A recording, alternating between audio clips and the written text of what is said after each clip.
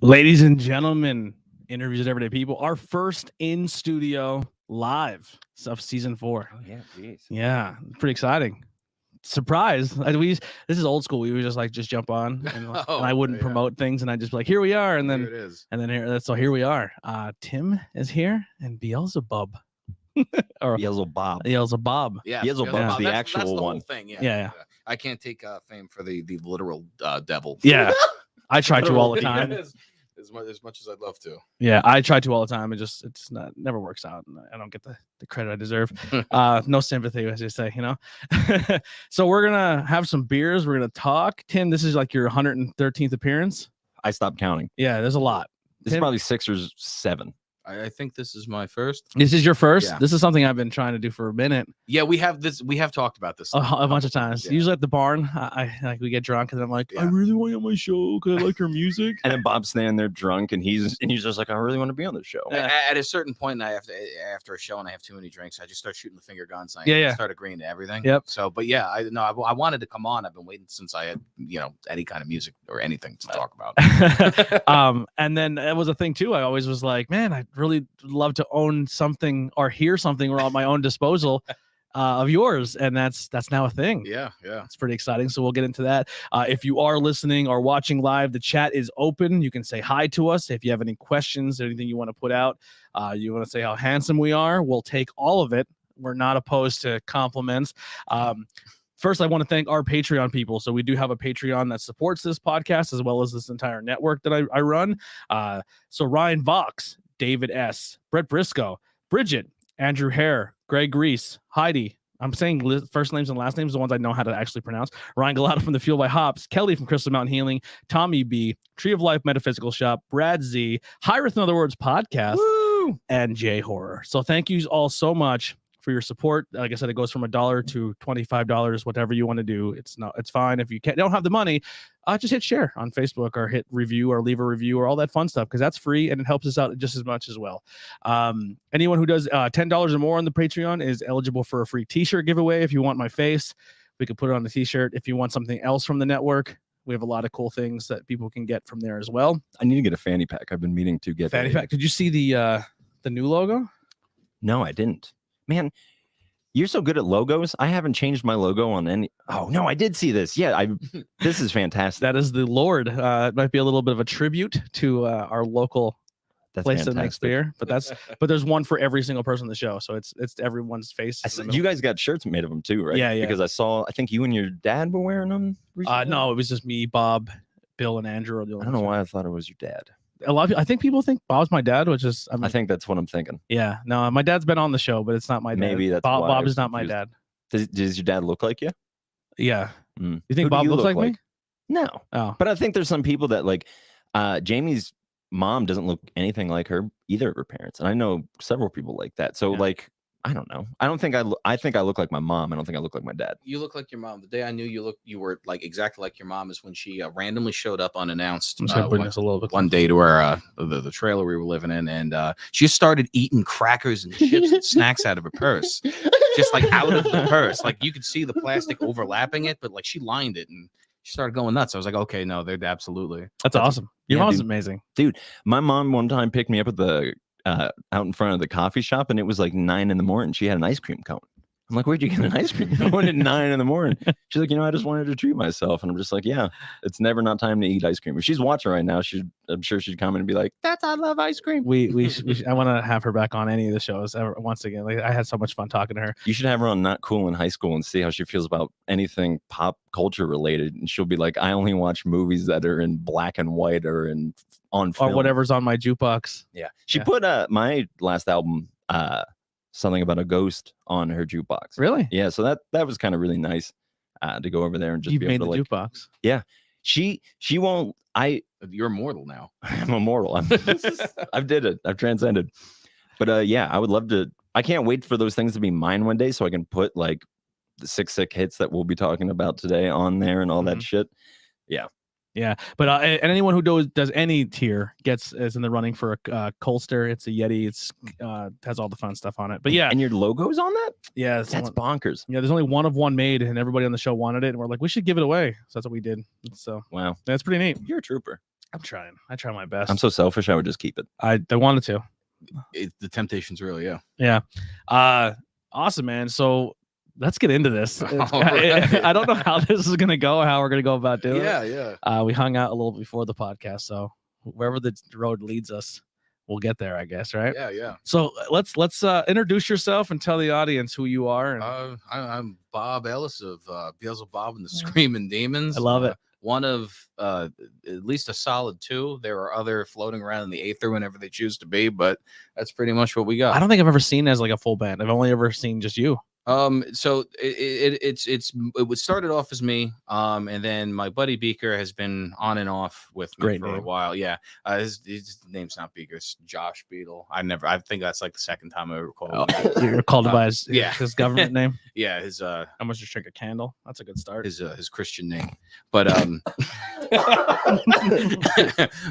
no. So like I started off solo, and then he came in. He started playing banjo for us, and we tried to get. At one point, we had a melodica going and a bass, and we had a whole mess of stuff. And then we kind of finally finished on guitar and washboard. Yeah.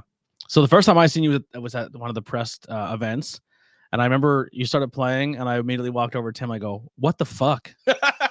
That's the energy I hope to. Yeah, you're a monster, man. I love it. Like your finger picking on the guitar, like your voice. You have a good stuff. I like it. And then that day I was like, which was what, like 8 years ago. It was a while. Like. Yeah, and I was like, hey, where can I listen to you or buy a CD or support? And he's like, I have nothing. I had like bootleg recordings on SoundCloud. Like I didn't even feel like you'd get a virus clicking the link. When he made merch for the first time, I have a shirt.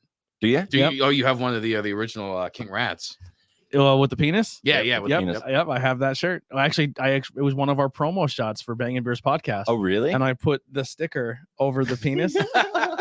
Yeah, that's great. Yep. That's funny. When he took, I just remember we were playing at the Monkey, and you just walked up with all the shirts and just dumped them on a table like they were like you were about to fold laundry, and you're like, "There's my merch," and we're like, "Bob, you gotta like."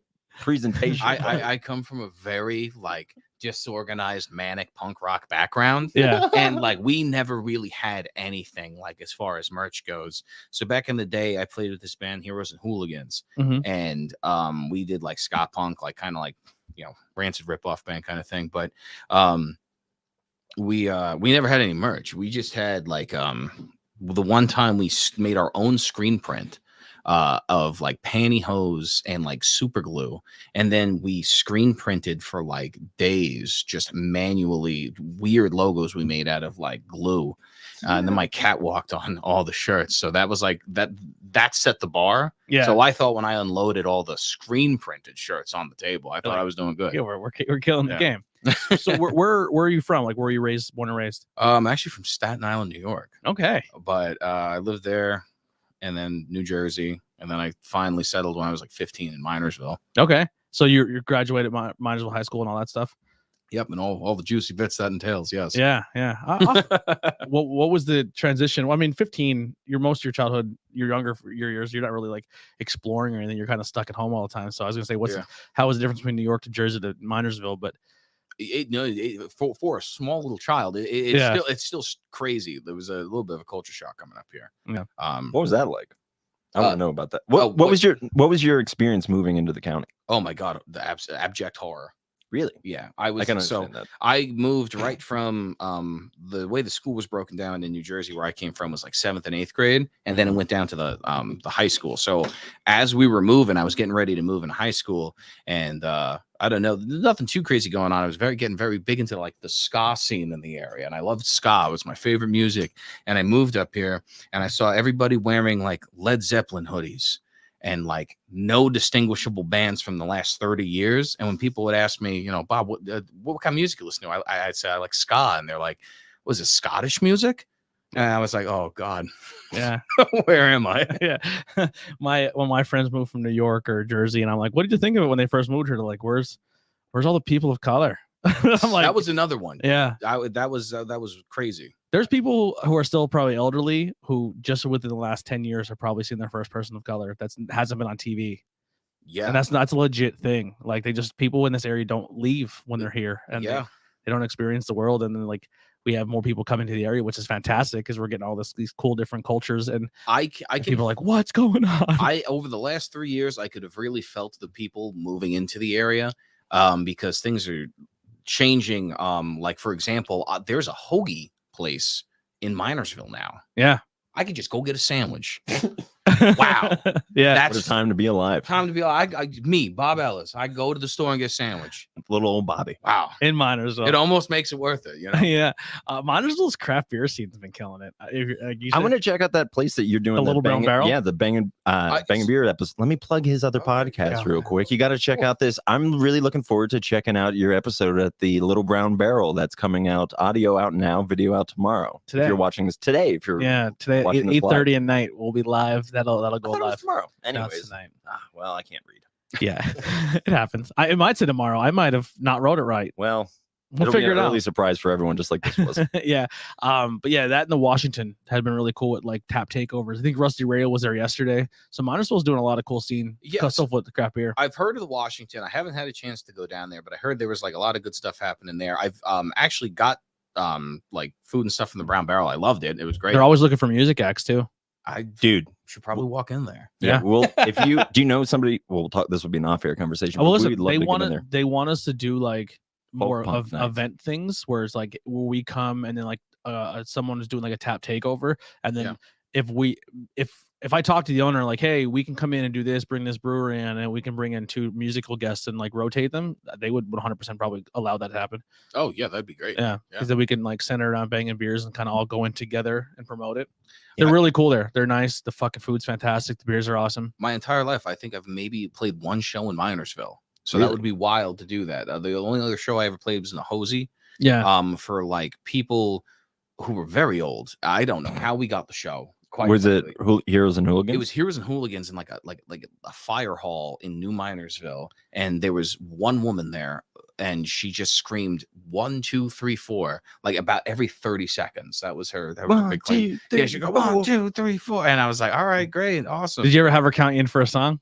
I think we did. We had to. Yeah. At like, that point, you gotta play into it at that. Then play a waltz. My favorite hall story is when you guys put together the show in Frackville here at the Amvents or the Legion or whatever it's called, and Jake from Handguns goes up and he goes, if you hate, because they were heckling him, they're like heckling him the whole time, and whoever starts those shows, some reason there's like a cursed bug, because you I think I was a part of this. This was like Look Alive was there that night. I don't know if I thought you were there. But it was like Torment Ridden, Mahantango, Look Alive, No Rain Checks at the time. And Jake opened it, and he had issues like sound issues, and he was the opening act, just kind of like how happened to you. And I felt horrible, but you fucking killed it. I had to do straight at this same place. Yes, I had to play acoustic because the PA system wasn't working. They pushed it back as far as they could, and it was Billy Trey was supposed to open, but he's like, I can't do not plugged in, and I'm like, I can. And then I'm like, all right, time to I'm like, fuck it. We're going full folk punk set. So I'm like, I chugged my beer. I'm like, time to play folk punk. Cause I wasn't going to play. Cause it's like, there was old people, but I'm like, now that I got to be loud. Yeah. It's time to like bring out the song. I thought he killed it. But there was a few people who were rude. Yeah. Like play louder. I'm like, I'm going at max capacity. Yeah. And I'm like, they're yelling from the bar that's across the room to play louder. Get up. And I walked up to the bar and I said, the next motherfucker who says something is wearing their drink. I was like, if you just can't hear him, get the fuck up and walk closer. And they're like, I was like, I got heated. I got really upset. But yeah, he did a great job. But Jake goes up and he starts doing this thing, and the person's heckling him. And the next band up was Torment Ridden. And Jake goes, if you hate me, you're gonna really hate these next guys. Oh God, it was the best intro. That is really good. Yeah, honestly, I wish they rolled with that. Yeah, they did, because they went up and did their thing, and they set a tone that night. Yeah. Oh, excellent. But once the people actually showed up and hung out, it turned around. I'm sure the regulars of that place aren't used to music yet. We're trying to get them more acclimated. Used to music yet. That's kind of how it was when we would play at the Monkey in Ashland. They're just they like their TV and their jukebox, and that's pretty much it. I got to give it to the townies in Ashland. They weathered every storm that was thrown at them. They didn't. I don't think they loved it, but they never like. They outlasted us every time. They were there before we got there, and they were there after we left. Yeah, every time. Powerful. Okay, I want to know, how do you get into music? Because if you're just living in Staten Island, I'm assuming there's a lot more music and all that stuff there. But so people would know who Ska is. Let's hear this, Bobby. So it was literally just, I mean, I just was like, I was bored and I wanted to play guitar. And then I really didn't do anything with it. But how'd you know that a guitar existed? You just like you had seen it? Were you like TV? Yeah, but like, were you listening to music? Well, did somebody hand? Okay, so I was listening to like a Green Day song when I was there. You go. That's what I wanted to hear. And God, you know, an angel himself gave me a first act guitar, and that's how I learned. That's guitar. Of course, I know what guitar is. He went down to Georgia, and there was a guy sitting on a rock with a fiddle, and he challenged him. This is the Brain Stew by Green Day. I had an epiphany, but no, I asked for a guitar one day, and no, quite frankly, this is going to be embarrassing, but I had the guitar for a very long time, and I picked it up. I fiddled around with it. Didn't really care for it. I had a bass, and then one day, after getting hopped up on like juice boxes and playing Guitar Hero all day when I was like 14. I was down in those babies. Yeah, you know, I made one friend in Minersville. I was again my buddy Beaker. And I was like, "You want to start a punk band?" And he was like, "All right, let's." The crowd loves on this video game. Yeah, let's do it. Let's get it. Yeah, the crowd loves it. I'm like, I'm playing. Oh my god! And it was what the hell was on? It was probably some like just dad punk band on Guitar Hero. I was like, we could do this song. It's like Kansas. And we ended up playing some Bad Religion song. I forget what it was called. American Jesus. We played American Jesus. It was the first song we ever played together. And then we kind of just, that's how Heroes and Hooligans happened. Nice. Yeah, but it wasn't Heroes and Hooligans. It was the Guns of Navarone. That's what I wanted to hear from the Guns of Navarone. I like that. And he used to hate me because I would call it the Guns of Nazareth. Yeah. Yeah. Yeah. Now, what is Nazareth is where Jesus no, Nazareth. Where's the other one? The Guns of Navarone is a ska song by the Ska-Delights, but it was also a movie from like the 1940s about like a secret like Nazi base that the Allied people go and blow up. So like, oh yeah, that's cool. Yeah. And you know, we went with that, and then we found out that there was a cover band currently in Boston called that. So we were like, all right, we'll gotta change that out. So, yeah. That's a very Boston cover band name, I feel like. Yeah. I think the first time I ever heard ska was at like a show in Pottsville. I think it was like like a ska night they had. Ska is probably one of those things that like do you guys have friends like this? Because I definitely have friends like this. I'm like, I don't remember how I met you, but you just ended up in my life. Yeah. And like I feel like that way about Terrain or like Ryan. I'm just like, I don't know how I met you, but you're here now and you've always been here. I always associate people like I met them through other people. Like, oh, you're in like Tim's, like it's like a spider web or like a DNA chart where that's kind of this is my group. I consider all this my chart of people who I love, but like this is Tim's group of people that I met through Tim and I love them, and this is this person. And it's cool when those webs kind of yeah. Can I say something about Beaker? Yeah. One of my favorite things about Beaker is the fact that he has looked exactly the same since the day I met him. Is he named Beaker after the Muppet? I didn't know the origin for a very long time. I think that's part of it. Okay. I think that's. I call my wife Beaker. Okay. Because when she walked, last name. Oh no, it's Blackwell. Blackwell. My goal for this is to get progressively fucked up. So if the questions are stupid now, just wait until another hour. We're promoting the hell out of Beaker. Yeah. My wife for it. He'll do it for anybody. When my wife watches like sad movies or stuff, or she starts crying and she like comes to explain me the movie, or anytime she tries to talk when she's emotional, she starts like, and then the movie. And I was like, yo, Beaker, calm the fuck down so you can tell me your story. And that's kind of where she got the nickname Beaker from me. But it's a great name. I love. Yeah. That's it. I remember the first time I ever called him, I called his house and I was like, oh God, I don't remember what his real name is. So I called and his dad answered and I was like, is John there? Is your son home? There's no John living at this house. And I was like, oh, sorry, wrong number. And I was like, well, I guess I'll call next week. Do you remember when fucking caller ID came out? Yeah, I guess. Yeah, that's what I'm thinking about. Because I would be like, damn, he saw my number. I can't call right back and ask for a different J name. Yeah, I can't be like, is Jeremy there? I don't like, is your son home? Well, yeah, that would have been. Yeah, I had a friend whose nickname was just his last name, and I would call his house, and I would always forget, and I would just be like, hey, is Miski there? And they would be like, everyone here is Miski. I'm like, The fun fact is they knew he was Beaker, so I could have just asked for Beaker. Yeah, but it's always weird when you say like a nickname to like. Our nicknames for each other in middle school were all of our mom names because we were your mom's name. Yeah, so like they called me Nancy. My one friend's name was Bonnie. The other one was Judy. I'd be Marge. Yeah, what's your mom's name? Tracy.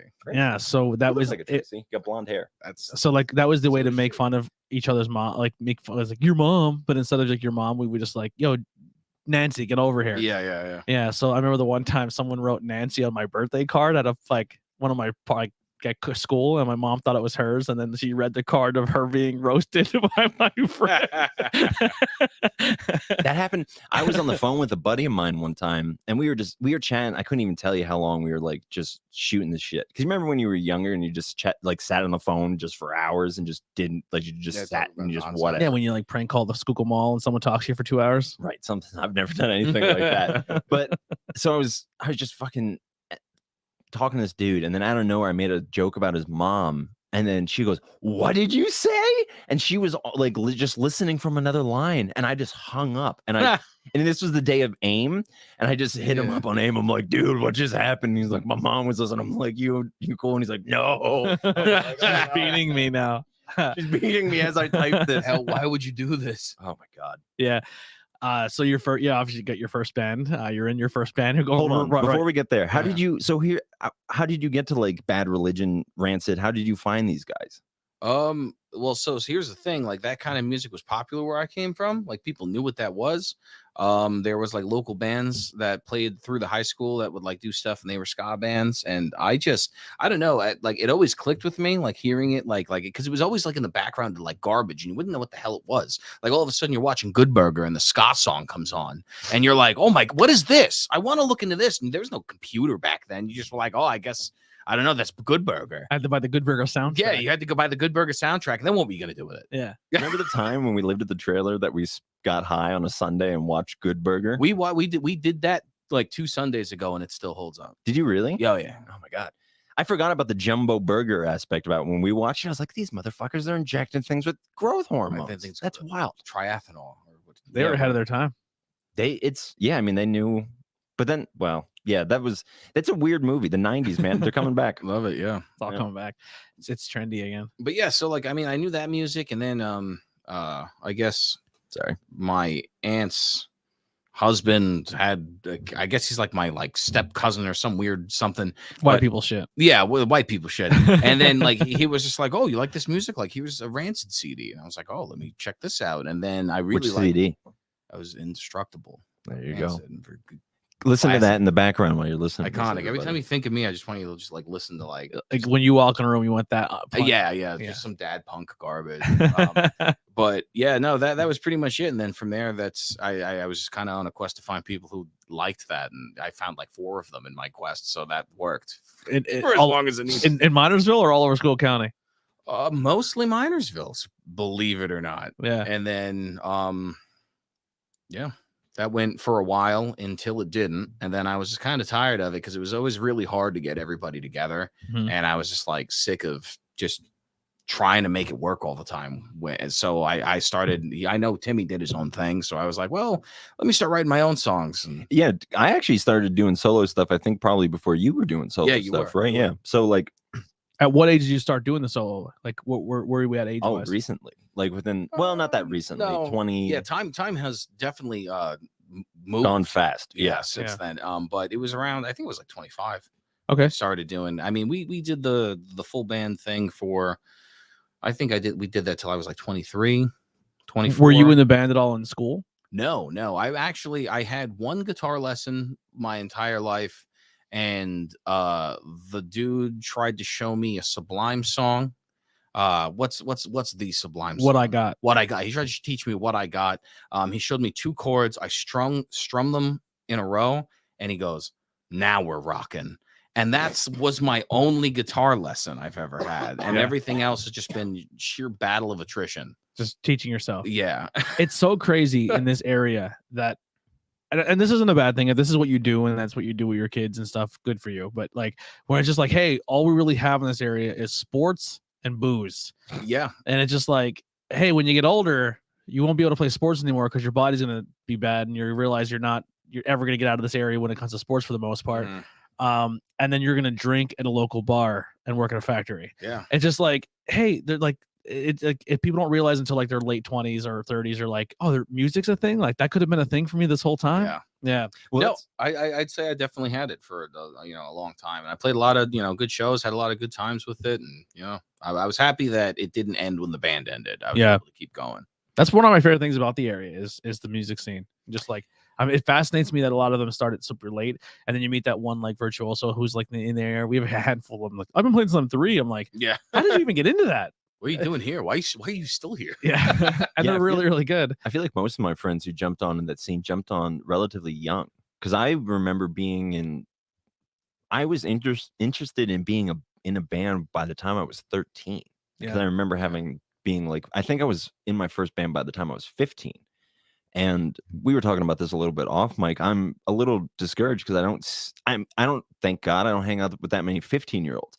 But like when I was 15, we were like breaking down the doors of the Rollers to get in there to play, and like I don't see that around here as much. No. And that like I hope now the Roller Roast is a thing again. I hope that's something they think about and adopt and bring back. Yeah, because that was such a gateway for young musicians, and giving them an under 21 venue to go and get their licks. Yeah, it was a huge part of it. I mean, if it wasn't for that, I mean, I wouldn't have gone to the Roller Roast nearly as much as I did when I was younger. Yeah, like we wouldn't have gone to just hang out. Like we were just I wasn't even into the music that played at the Roller Roast. I just went because it was and like my first ever show, like a lot of people's like first ever like concert or whatever was like their mom buys them like Backstreet Boys or what, like stuff like that, and I'm like, my first ever show that I went to was the Roost. Like, and I'm like, no wonder local music and like small independent stuff means so much to me, because I'm like, all I've ever known is like, you want to listen to music, go to the Roost and like buy these CDs that you find like just wherever, Yeah. Because I remember, I mean, God, I feel like we're just like showing our age, but like just there was a time when if you wanted to go to like find music, you just went to FYE and you like listened to it in the sample thing, and if you liked the 50-second sample, you'd be like, let's give it a go. Let's try out the Bright Eyes, or let's try out the Decembers or Rancid. Who's that band we loved from the Roller Roast? Defend Your Own. No, not them. Not Torment Ridden. No. You actually loved? Yeah, no, me and you actually, because I can't remember the name. Was there one that we actually freaked out about? Together we are the five. Fucking oh my God. In the house of God. Fuck. They were a Christian Shit band? list. Shit No, list. It was shit list. Dude, fucking Shit List. If you are out there, anyone who is in Shit List, I love you. Yeah. I love you. Do you know any of the members or anything? Oh my God. Ricky Rhodes is the only one I can remember. I think that I might be getting his name wrong, but I showed up at the Roller Roast one time and I was wearing like a full leather like punk jacket. I had the studs, sleeves were painted and everything. I walked in and this dude sees me. He's like, "Yo, do you like the Cro-Mags?" I was like, "Yeah, they're pretty sweet." He's like, "You're gonna love us." And then they just came on stage and they're like, and dude, okay, so do you remember when like, do you remember in like 2000, I guess this would be like 2005 or 2006, something like that, and like hardcore music was really popular, like like just straight like breakdowns, like dun dun dun dun dun dun, and then like like two-step shit. Yeah, this band had this, but with the craziest fucking singer in the world, where he just go and like just run around on stage, and he had fucking upside down crosses tattooed in his armpits. Yeah, and he would just get fucked up. He would. The first time I ever saw at the Roller Roast, it was wild. At the under 21 show. Yeah, like they would just sit out and like do drugs and drink in the car. I can't speak on what they were doing. Right? Yeah, I can't say assumptively. Yeah, from the way that this man presented himself. But I saw him. Like, what does it take for me to get to that level? Dude, I got in trouble by my church going and seeing them because I posted that I was excited to go see them, and they're like, "You can't go see a band where their logo is called Shit List and all the T's are up inverted crosses." I'm like, "Yeah, but they're really good though." I can't think, like there was a few spots where, so like me music wise, I was kind of limited and kind of forced into a bubble with our school, like either like hip hop kid or a classic rock kid, like how you were saying before, like no one really listened to anything outside that. Punk pop got popular, so I was in like Green Day and Blink and all that. But going to Roller Roast is where I would hear different styles. I didn't go a lot of Roller Roast shows because I would only go on like Friday nights when it was just skate nights. I actually would try to go skate and meet girls. Hey, that's fine. Yeah, we would try to go to Roller Roast shows and meet girls. So that's, it was the same thing. Same thing. Different flavor. But it's like a kid. If I mean, where does a kid go now that's under 21 to not just meet people? Press, but I mean Sheets. And that speaks in how sad it is of itself. Like, do kids go from other towns to drive to Sheets to hang out? From what I can tell, yeah, because I don't know where you can find that many kids. Because like we had the malls, exactly. We had Roller Roost, and that was pretty much the limitation of where you can go and get and cross our football games. I remember that's how the melting fun. pot for me when I was a kid was the Roller Roost, because I met kids out of other schools, and I lived in Minersville. You were Haven. For a while there, my like only friends were in Schuylkill Haven. Yeah, and I met them through the Roller Roost. And then you have to go explain to your mom why I have to go to. Why can you give me a ride to mine? And she's like, who do you know from that town? Yeah, and she's like, it's Bob. How do you not know Bob? And if it wasn't, how do you meet Bob? It's like, I just met Bob. If it wasn't for the Roller Roost, we would go to the mall and we would at least click there, like people did for years as long as malls existed. But what happened is like they started kicking the kids out of the malls because you weren't allowed to. You couldn't be a kid in a mall. Yeah, you just wouldn't. Like, it was overzealous security guards at the mall getting a power trip, kicking kids out of the mall. There's no reason to be at the mall. There's no venues anymore because the Roller Roost is few and far between. And then everybody that's it. Nobody met people. Nobody met people of common interest. I mean, the internet fills in that gap a little bit, but it is different meeting somebody for the first time without having any online connection. Oh my God, it's so nice. And it's so nice to meet a person in the wild, because especially nowadays, even when you meet somebody online and you talk for like months online and then you meet them in person for the first time, it's still like it's awkward, even though you've talked. It's absolutely awkward. Oh yeah.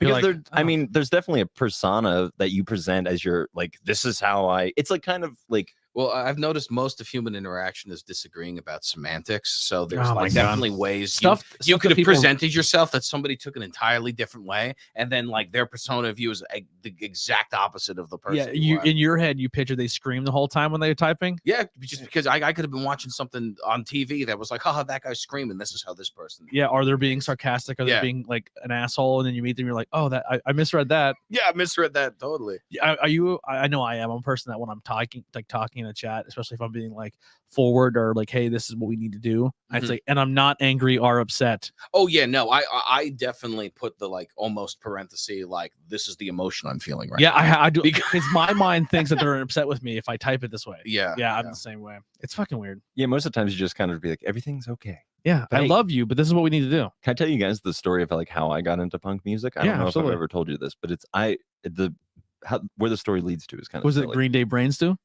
It was. So a buddy of mine, that's called a callback. A buddy of mine that I used to, there you go. Good job.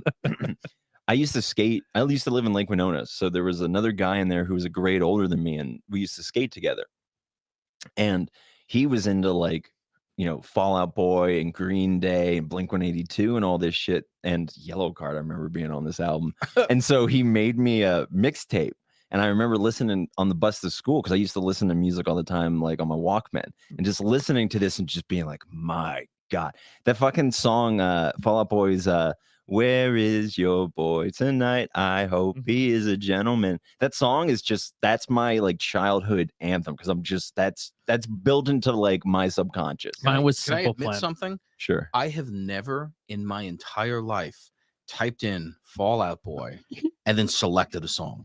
Really? That's fine. I haven't either. You're not a fan at all? It's just something that's been so like. I can't tell you the last time I listened to Fall Out Boy. I'm gonna reclaim my punk cred and just be like, I was a kid, Bob. I'm not accusing you of Fall Out Boy, but it's just like I'm not accusing you of Fall Out Boy. But like like that emo music, that hardcore music, that screamo stuff was such a staple back in the day. And I know a lot of people my age, they see the stuff as We Were Young Fest. Yeah. Like, and they're like, oh my God, that's my childhood there. There was not a single band there. Now I know them because of my friends, but there's not a single band on that entire list that I've ever listened to. And it's just like, that's how like big that music was back in the day. And it's just wild to, see that as juxtaposed to these are the bands I listen to. I'm asking you a question, but I hope it doesn't come off as I'm being like you're a closed mind or anything. But are you like kind of like when it comes to music, do you kind of just stay in one realm? Buddy, I listen to gypsy jazz on the way over here. Yeah. So like, no, I listen to a lot of stuff. Okay.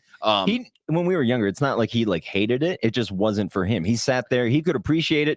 I went to all the shows. Right. I saw everybody. I listened to the music. My buddies just screaming "Senses Fail" and and I would scream along with them because it was just we were having fun. But like I never really that wasn't. And Bob would put on his punk music, and we would be like, all right. Like, this is definitely cool, Okay. but it's not as cool as Taking Back Sunday. Yeah, and I was just like, okay. Yeah, because well, actually, the drummer of Taking Back Sunday would disagree with you, or is it Taking Back Sunday? But one of them quit that band to join Rancid. Really? Yeah, it's I would quit Taking Back Sunday to join Rancid. a lot of people have quit and got fired from Taking Back Sunday. Yeah. The only reason I said that is because Andy on our podcast, Header, is just like he's so into his genre of music, and anything outside that bubble to him is utter dog shit, and he cannot fathom that other people like anything but that. Yeah, no, and that's not a knock towards him. Yeah, it's just like he's like I'll say like a band, like he goes, oh god, I'm like. And I listen to him like it's not like a pterodactyl screaming. Yeah, no, yeah. I can appreciate all kinds of everything. I think I honestly do think that there's a point of maturity when it comes to that stuff with music, because especially for people who are very opinionated on music, which I am.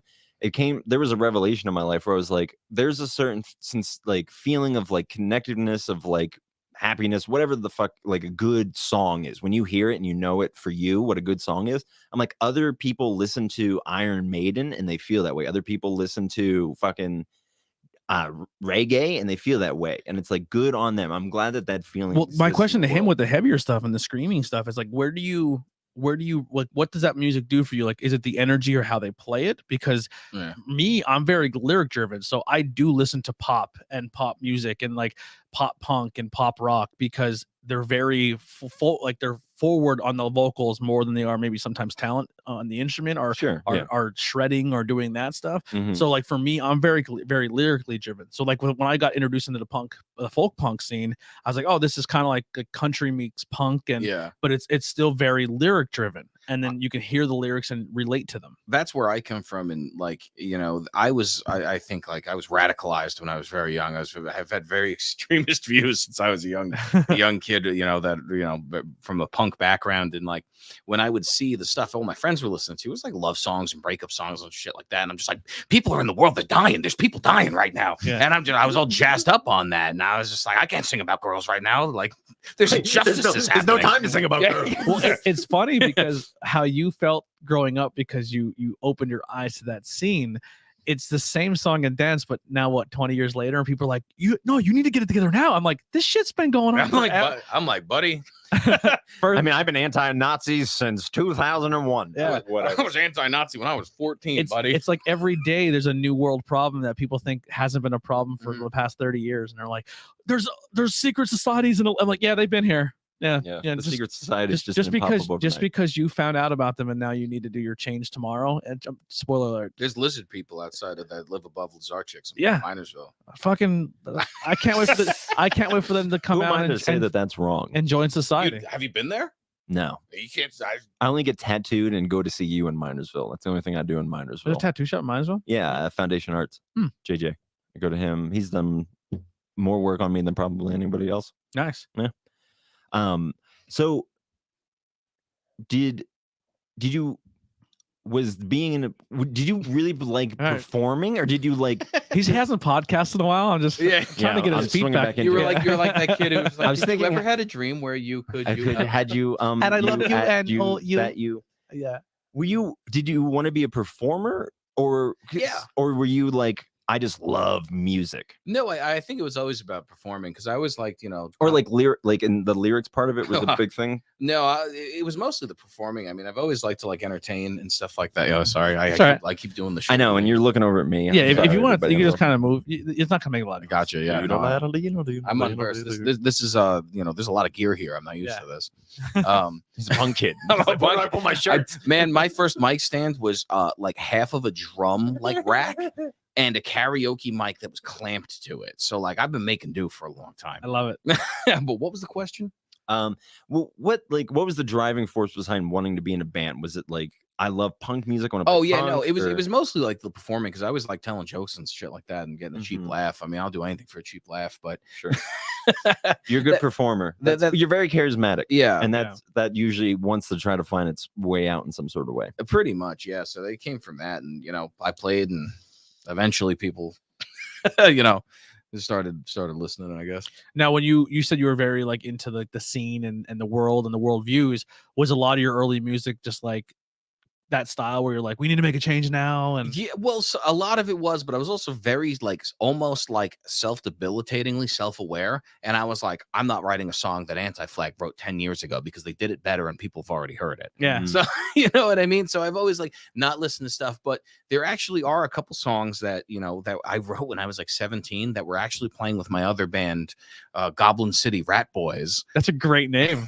That's awesome. That's a good video game. Yeah, it would be great. Goblin City Rat Boys, you know, I love just a ska 8-bit. Yeah, be like, I can't. That needs to be a comic book. Great. Somebody write. I would commission somebody out there to just write me a couple panels. Of Haley Goblin Stokes. City. Haley Stokes, get Is on it. Goblin City Rat Boys playing anywhere anytime soon? Yeah, February 12th. I'm in an undisclosed location that I'm not privy to quite yet. Oh, really? February. Are you still in this band? Yeah. No, yeah, this is new. Yeah, this is current. Yeah. Oh, really? Yeah. It's with what you say. I got all excited for you. Oh yeah, so this is like pretty much members of my old band. We got together and we were like, what if we just focused entirely on like the ska aspect? And you know, that's what we're doing. Can your entire album could be like an origin story of who the Goblin City Rat Boys are, and do like Coheed and Cambry? What's we that do called? Like a whole story every album. I thought I'm concept album. I'm pretty sure that it was heavily implied that Goblin City was actually just Pottsville. Yeah. But good old Pottsville. No, we give each landmark a different name. Yeah, we exist solely because we booked a show and as another band, and then we just couldn't get together as that other band. We were like, well, we're not going to cancel the show. And we got together like a month before and we like tried. Did you ever Scream Queens fest thing that they did this past summer? Did you hear? I never been to a Scream Queens event, and I really, really want to. Yeah, it was a great time. Yeah, I love what they're doing. Such a good time. Heidi tried to join the Scream Queens, and it was hard, but then she also was starting to have some, like, she had a foot problem. She had to go to like get something removed off her foot, and it was challenging, but also she didn't. If she's doing something, she has to be fully committed with her time and her effort. Yeah. And she went to a lot of tryouts, and then she did like a week's worth, and then she bailed out, and it bummed her out because she felt like she failed and everything. But we support what they do. We love the Scream Queens. Like, I want to go to one of their events. Have you ever had anybody of them on here? Once I had one member, Tessa something. She was Thompson, the British actor. She's not British. Never mind. She was Tarantula Tessa, I think she went by, but she had a store that was like a store above the one flower shop in Pottsville, but I don't think it's there anymore. Okay, it was next to some. I don't know. She was on a while ago, but she was cool. They have like, I think, a bout coming up. I wish I knew the date of that, but I think we were planning on going. But yeah, no, that event was great, and we didn't want to cancel that because we were like, oh my god, yeah, of course we'll play this. We'll figure it out. And we got the guys together, and we're like, hey, can we run through these songs? And we had a month to prepare, and then we ran through what we thought was a full set, and we're like, oh my god, now we did this, let's write some new ones. And then all of a sudden we're sitting on like 15 songs now, and we're just like, oh god, that went further than we thought it was gonna go. What is the like idea of like the style of music, what the ideas of the song concepts, like where we Oh my god, it's kind of just like whatever panic attack I'm currently having. We just turn that into a ska song, or what have you. How do you go through your writing process? Do you have to do the music first, or the lyrics come first? Well, I'll tell you what. Some of it is, some of it's wild how it happens, and I try not to force anything because I hate to have anything that can be considered filler. I don't ever want somebody to be, the last thing I want somebody to think is like, oh, this is boring, or when is this one going to end? So if something doesn't jump out at me immediately, I mean, I probably got albums of songs that I was like, nope, red light on that one. Really? Yeah. That'd be so hard for me to do because I'm like a hoarder with like everything, like like when I'm like, oh, I had to scrap like 2 shows because I was like, I have too many and they're doing and it hurt my soul to like say that's like, because everything has such a meaning to me. I'm so sentimental. I don't know if I'd be able to do that. I have chopped up and taken bits from other things and like resurrected it. But like, I mean, I just told Timmy, I'm like, I just finished writing songs that I wrote in 2017. Oh wow! I just finished for Beelzebub that I'm like, oh, can't wait to release that one. Holy shit! Yeah, yeah. I mean, that's the dedication of a good songwriter. That's something that I really struggle with because mine, I'm just like, I just am so in love with this song. I want to get it out like right away. But 2 things: being able to sit on it and wait for it like to be good enough to be out is like, that's a superpower. But also being able to, like we were just saying, like what they say in the writing is like to kill your babies. It's like the first draft, the whatever, just being like, but I really like this, but it's like it's not working. You know, you just gotta let it go. This is gonna sound pretentious and insane, but I swear there has been a couple songs that I woke up from the dead of a sleep and was like, I have to write that hook down. Yeah. And I wrote it down, and then I woke up and I'm like in this half like asleep fugue state, and I'm just writing lyrics, and then I finish a song and then I'll fall asleep and I'll be like, oh God, I hope that's good. And I'll look at it and then I'll wait like a couple months and I'll start diddling around the guitar, and then I'm like, oh yeah, I could put some lyrics to this, and I'll look through my folder of just insane ramblings, and I'm just like, okay, wow, when did I do that? And I'll put that down and I'll start. But yeah, typically the lyrics come first, unless it just happens to work out really good. And interesting. Then, I think every either poet or songwriter has like a notebook or like just a thing on their phone that's just filled with just random out of like phrases out of context. You're like, what the hell? You're just like writing like just random lines of whatever, because a line comes to you and you're like, I gotta get this out. Because that happens to me. I'll be like, I have to write this down because I know I'll forget it and I don't want to. So I got to make sure I go through it every couple months with the cringe comb and just like, oh, delete that memo. Yeah, that one that's not good. So you finally got done recording some stuff. Where did this recording process happen? Who do we thank? Eddie Collins. I love that guy. MVP. We at the last Pilgaroo show we played, I think he told me that he was like, yeah, I can do it. I was like, oh, all right. And we recorded, I think over the course of like 8 weeks, we took 3 hours to record the 6 songs. Now I've listened to it. They're the washboards in there. So is that Beaker playing the washboard? Beaker playing the washboard and Eddie on bass. Yeah, Eddie killed it. Dude, he fucking rips. He sent me the songs and I was just like expecting whatever, and then just a boom, boom, boom, boom, boom, boom, boom. Like Jesus Christ. But Bob plays like a maniac, and Bob plays so fast because he's grown up listening to punk music. And I'm like, when I started playing music, I was listening to like heavy stuff, and I just stopped listening to heavy stuff on a dime. When he met me, I was like, you can say that I was listening to heavier music than you used to listen to heavy music, and then I showed you Johnny Hobo and the Freight Trains, and you had like a spiritual awakening. And the funny thing about this was he was trying to get me to listen to this dude for years. He's like, you're gonna love this guy, and I'm like, nah, I'm not just gonna listen to it.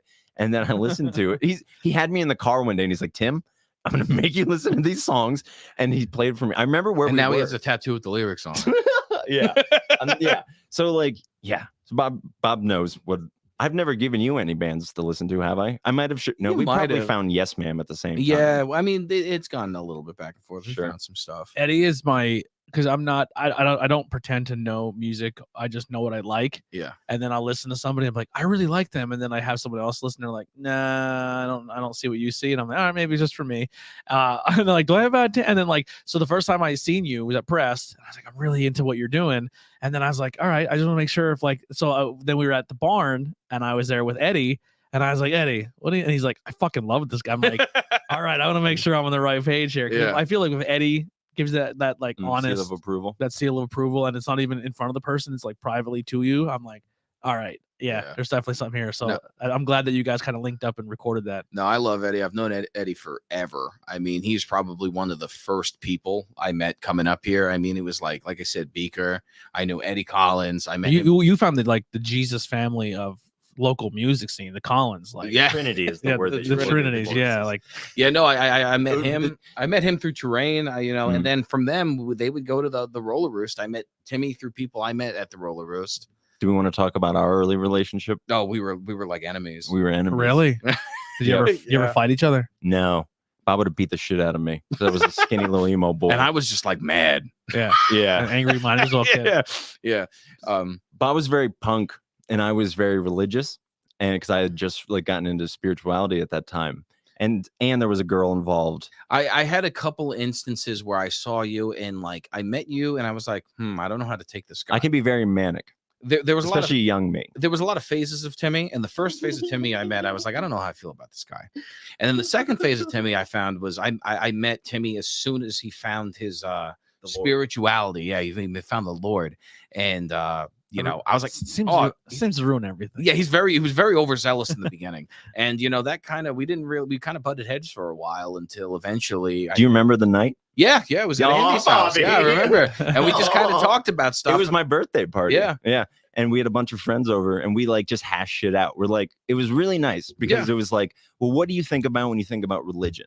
What do you think about when you think about politics? And we literally stayed up all night. Those conversations people don't want to have. Yeah, and everybody was asleep. But when you have them, you're so much more bonding there. It's like you don't seem like a bad guy. Yeah. I'm not a bad guy. I'm not trying to hurt you. And then we've been like best buds ever since then. We're just like, it's like that's one of my favorite things about our relationship is that we view, but I don't think, because one thing that I would say that we are very passionate about the things that we are very passionate about. And you and I are both very passionate about good, authentic, genuine music and good, authentic, genuine people. Yeah. And like, that's where it's like, you can be a politician, but don't be a piece of shit. But most politicians are pieces of shit, you know, like, and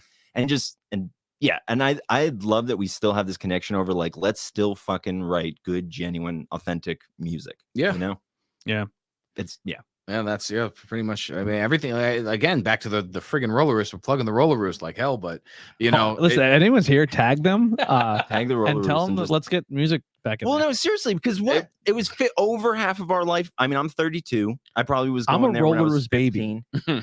You conceived there? No, almost. Would have been. My dad is from Shenandoah. And my mom's from Girardville, and they would get on the bus that would go from town to town to town back in the day and take kids to roller roost because that was the hangout spot. And my mom met my dad at the roller roost. They used to have school buses that would go to town, really? And you paid like $3 or $4 or $1 to get on the bus. So the STS bus. Well, no, it was like an actual school bus. People went and drove to these towns, and like it said, here's the time pick up. They took you to the roller roost. You went and skated, and then they took you back home. And that's how all these kids in town start meeting each other was through the rollers, and that's how my parents met. I'm a roller roost kid. I mean, it was for what it is. It was good overall, positive experience. Right. Well, even if the roller roost is just a placeholder for like a venue for kids to be able to go and express themselves without a place to be kids without being like. We felt so free. I'll speak for myself. I felt so free there because as long as it was never an adult unless you acted like a complete scumbag. Unless you like, then they'd come out of the booth and be like, "Hey, stop fighting!" Yeah. Like, and honestly, that's all it was. There was a freedom there, and you were able to hang out and just express yourself. And again, there wasn't. I wore the tightest girl pants. I know you did. and there wasn't like anything bad. Like, okay, sometimes a kid would hit another kid. Okay. And they'd be back there next week. I remember there would be fist fights in the parking lot and smoke breaks. Yeah. And then after they fought, they came in and no one like it sounds irresponsible for say it, but like the adults never stepped in unless they felt like it was really out of hand. And then after they stepped in, everyone just kind of started getting out of hand when sometimes kids got to get hit, you know, like let them hit. Come back in, smoke a cigarette together. 15, we'll smoke a cigarette. Yeah, and we'll go. 15, we'll go out there. We'll go back in the roller room. Go back and be like, "Oh fuck, yeah, small town living. Go back in there." You want to skate really fast with each other? You know, borrow a pack of smokes from the 13-year-old. Get back in the roller room. See your friend's band. Yeah, see your friend's band. You're just like, this is the best moment of my life. I'm going to be talking about this in 15 years on a podcast. What's a podcast? Who knows? We don't know yet. We don't know yet. Full circle. We did it.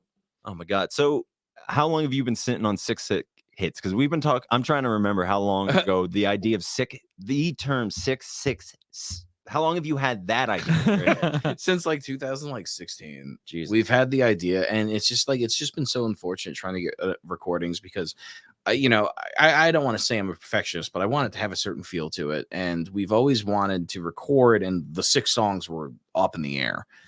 We always wanted to record it, but every time I got it back, I'm like, man, I wish we could push this a little further. I wish we could do this to it. I wish I had time to add this. And it always came down to like time. You know, it was so hard to get it together. And, I always wanted to do it with people I knew. I never wanted to go to just random person. I wanted, one of my buddies or somebody that they knew. I wanted to have it set up like that. And we finally were able to get it, but we've been sitting on the idea for years. How was it recording with Eddie? Oh my God, it was great. We were done in like 2 hours. He's so fucking smart. Yeah, we were like, when we were done, we were almost like, did we record another one? Like, because we probably could have. I would love that. Yeah. Well, I plan to release the 7 deadly singles later in the year. I love that. I love that so much. I don't have the link up, but I will put it in later on. But to show some love to Eddie and Amber, go vote for Amber on the cover of Ink magazine. She's been kicking ass. She's been in first place the entire time. I'm pretty sure. Yeah, she's killing it. So head over to Ink magazine. I think there's like a whole contest going on, or just follow Amber or myself. I've been sharing it every day. But you can do a daily vote every day, or you can do like a $10 donation, and I think the money goes to like music arts. It goes to like supporting music. I don't remember. I don't know. I like that. That's adjacent to what we're talking about. Yeah. Good segue. But yeah, go support. That's all. I don't think Eddie has anything really going on.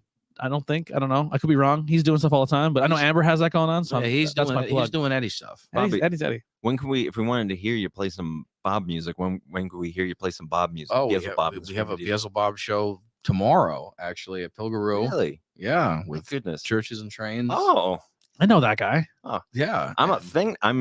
So Steve Mazer has been playing bass for me, and I snuck Beaker away from Bob. And I give him a relief because he doesn't have to play like a goddamn maniac the whole time. He can actually just play a rhythm instead of just. I broke 2 picks the other day. Jesus Christ! In the middle, they snapped in half. I'm like, oh. So we haven't even talked about the Prospectors at all. No, we have not. We were in this. Do you know about the Prospectors at all? Not. Okay, I'm gonna pull up a picture. I'll show it to you. Let's crack open this next beer here. Oh, do we have 2? Yeah, I gave everyone 2. Are they different beers? No, the same ones. Oh, okay. We're drinking Nugget Nectar from Trogs, which mine's is not nectar, done yet. The nectar of the gods. Such a slow drinker. I didn't know there was a ceremony, and I drank both of them already. Do you want another one? You can have mine. I'm not gonna finish 2 of them. Well, all right. Problem solved. Wow, that you can tell the difference between a casual drinker and a real drinker. Because real drinkers love the head. Casual drinkers like me, I don't. Well, I head. pour violent, get the first. But head he's not out. a casual drinker. I get the head out with all the flavor, and then I go my next one. I'm just a dirty casual. And plus, like if you pour like that, you trap all that carbonation. That's how you get that full belly feeling. Oh, because seems like I was lied to. You're not releasing all that carbonation out of your beer. So sometimes when someone pours me a beer, I'll swish up my fingers and get the head, and then I kind of just like add to it as I go. Okay. Oh, I learned something today. Yeah. They don't teach you that in the crust punk house. Yeah. You know? Well, most places you go to a bar, they try to serve you a beer with no head on it. Yeah. So and then you drink it, you're just drinking like a fully carbonated beer, and all that flavor is kind of being trapped in there. And I mean, it makes sense. I mean, because I'll drink like a couple beers, and I've even said, I'm like, oh my God, my tolerance is too high because like I can't even drink beer anymore. Yeah. So this ties in perfectly to the Prospectors, because when I moved back, I moved back to America, and I was kind of bouncing around living for a bit. And I never drank or like smoked weed or like any of that stuff prior to meeting living with these guys. And met Beelzebub until I met Beelzebub. But I'm just a bad guy. I always say Bob taught me how to drink whiskey, and because he taught me to drink whiskey like my ex stepdad taught me to smoke weed. It was like, just suck it up and drink it. Just do it. Just do it. Just suck it up and smoke. You'll be glad you did in a couple minutes. Just take care of it. And that's exactly what it became. And then I fell in love with like good old folk. Like I felt at the time we were really just in love with like folk music. Yeah. And like whatever we moved in like the middle of fall. All the leaves were changing. We were wearing like old man clothes. And we're like, oh, this is it. We're going to write folk music. So we started this thing called the Prospectors. And he was playing, I had a mandolin at the time. Mm-hmm. He was playing that and guitar, and I would play banjo and guitar. And there's still videos online and stuff.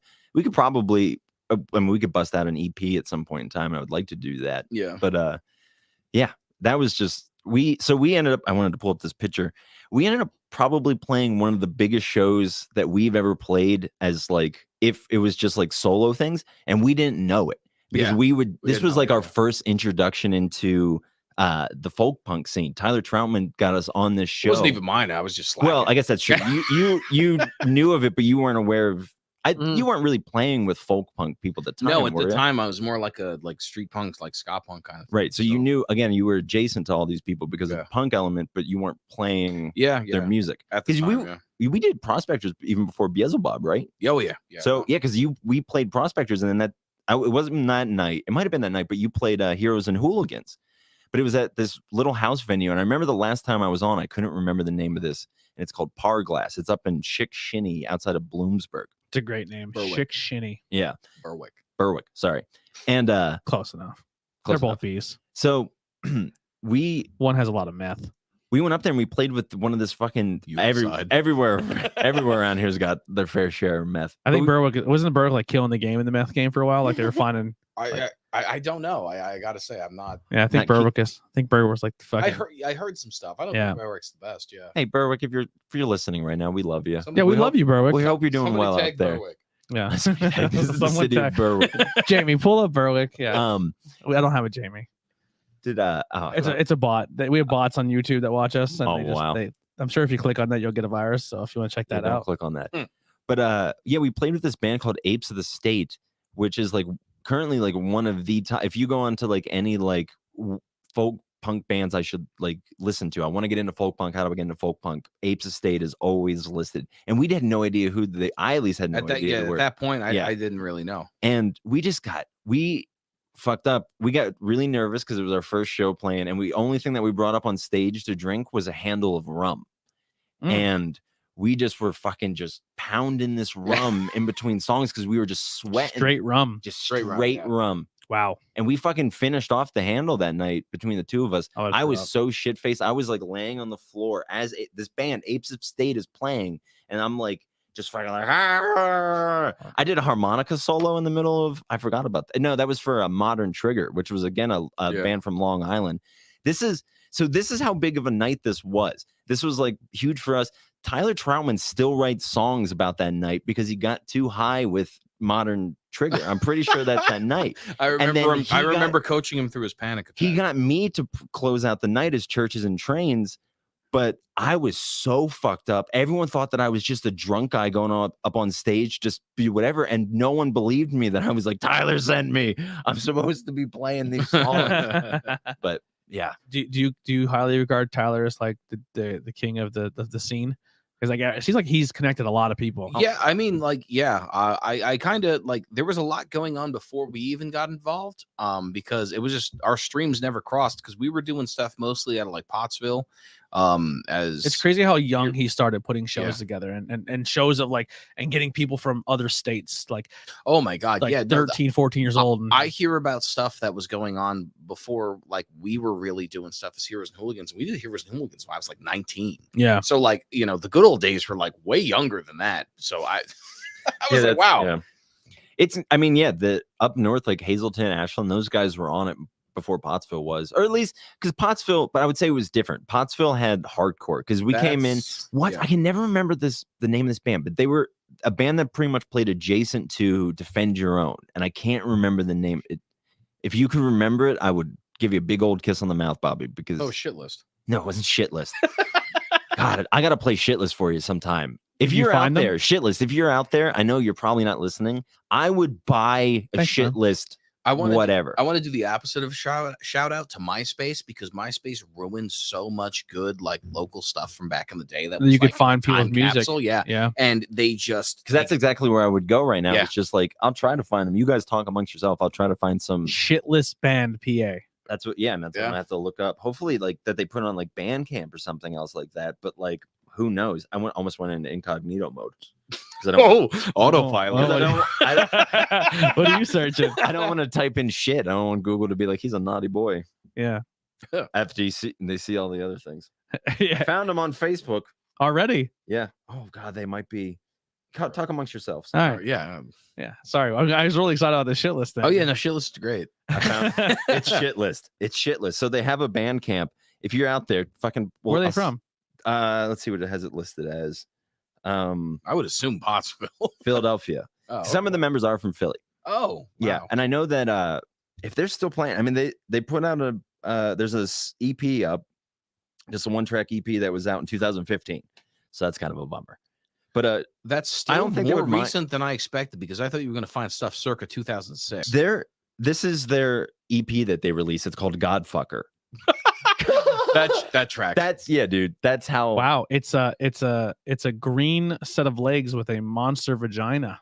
Yeah, getting fucked by an upside down crucifix. Yeah. This is why my church was upset with me for listening to this band. It's Cans and Bottles, an Irish classic. Dude, I'll play some. Oh my god! I don't just in case. I just don't play it. Are you sure they won't care? I just don't want to risk anything. People can look it up. Listen up. Send me the link. Yeah. We'll listen to that on the way home. You're absolutely right. We'll listen to Shitless on the way home. Oh my god. So you guys are having a show this tomorrow at Pilguru? Yes. Yeah. Who else is gonna be there? Just you two?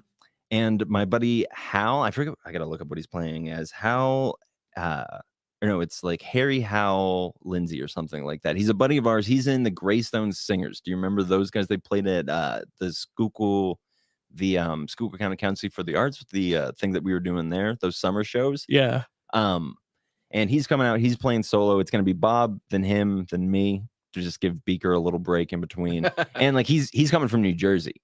So I met him. I can't even remember where I met him. What's the weather looking like for tomorrow? Is it passing us? I think it'll be okay. I heard it's like gonna be like an inch. It's not gonna be nice. Yeah. But I mean, I think it's. Here's what I said to somebody at work. I'm like, I live close enough to Pilgaroo that like, even if it's snowing, like even if it's coming down, I will be there playing music. Cause like I'm sure they'll be open unless like they close, and like I feel like I have to honor that, and like because I live so close, and I'm just like super stoked on the show. Getting home's a problem for Saturday night, Bob.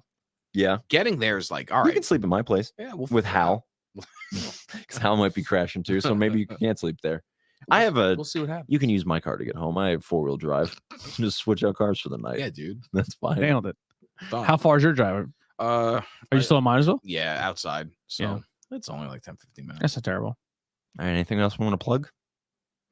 Yeah, I was just gonna just keep talking. Are we good? What are we doing? We're good on time. Okay. I've lost all track of it. Yeah, I don't know what time it is. This is just, I'm just having fun, having a conversation. Most people, I think episodes like this are good because obviously we're plugging stuff, but it's more like we can just casually talk about anything. And I think a lot of people think you have to have gone through something or you have to have something to plug to be on the show. Sure. But it's so, I mean, it's just a nice Friday night to like come on. Like, I think that one of the nicest things about being a part of a podcast is being able to just jump into a conversation. I love it. Like, and it being thought provoking and, whatever, have that, So I don't know what he said, but I agree with it. Yeah, totally. Just being able to jump in. I was gonna just say podcasts are great, but if you're listening to this and you already know podcasts, so speaking are great. of podcasts, what's going on with yours?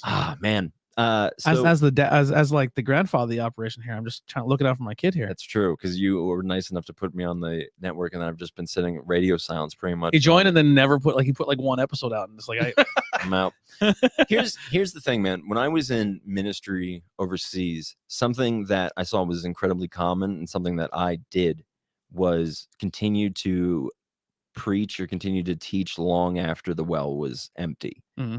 And I saw a lot of people become very bitter and become very jaded towards, and myself included, spirituality and whatever.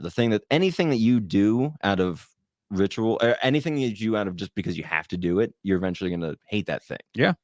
So like, I hit it a few times with this podcast. Sure. Oh, absolutely. And so like, I'm not saying I saw the signs of burnout coming in my like private life and also with like the podcast. So I'm like, if I want like the best version of the podcast to exist, I'm not going to fake it. I'm not going to do this because I have to, because I felt myself starting to lean on like, I remembered like when you're a preacher and then like you're not feeling it one Sunday, it's like you can always go to the Sermon on the Mount or like whatever, like fall back on like some cliche thing.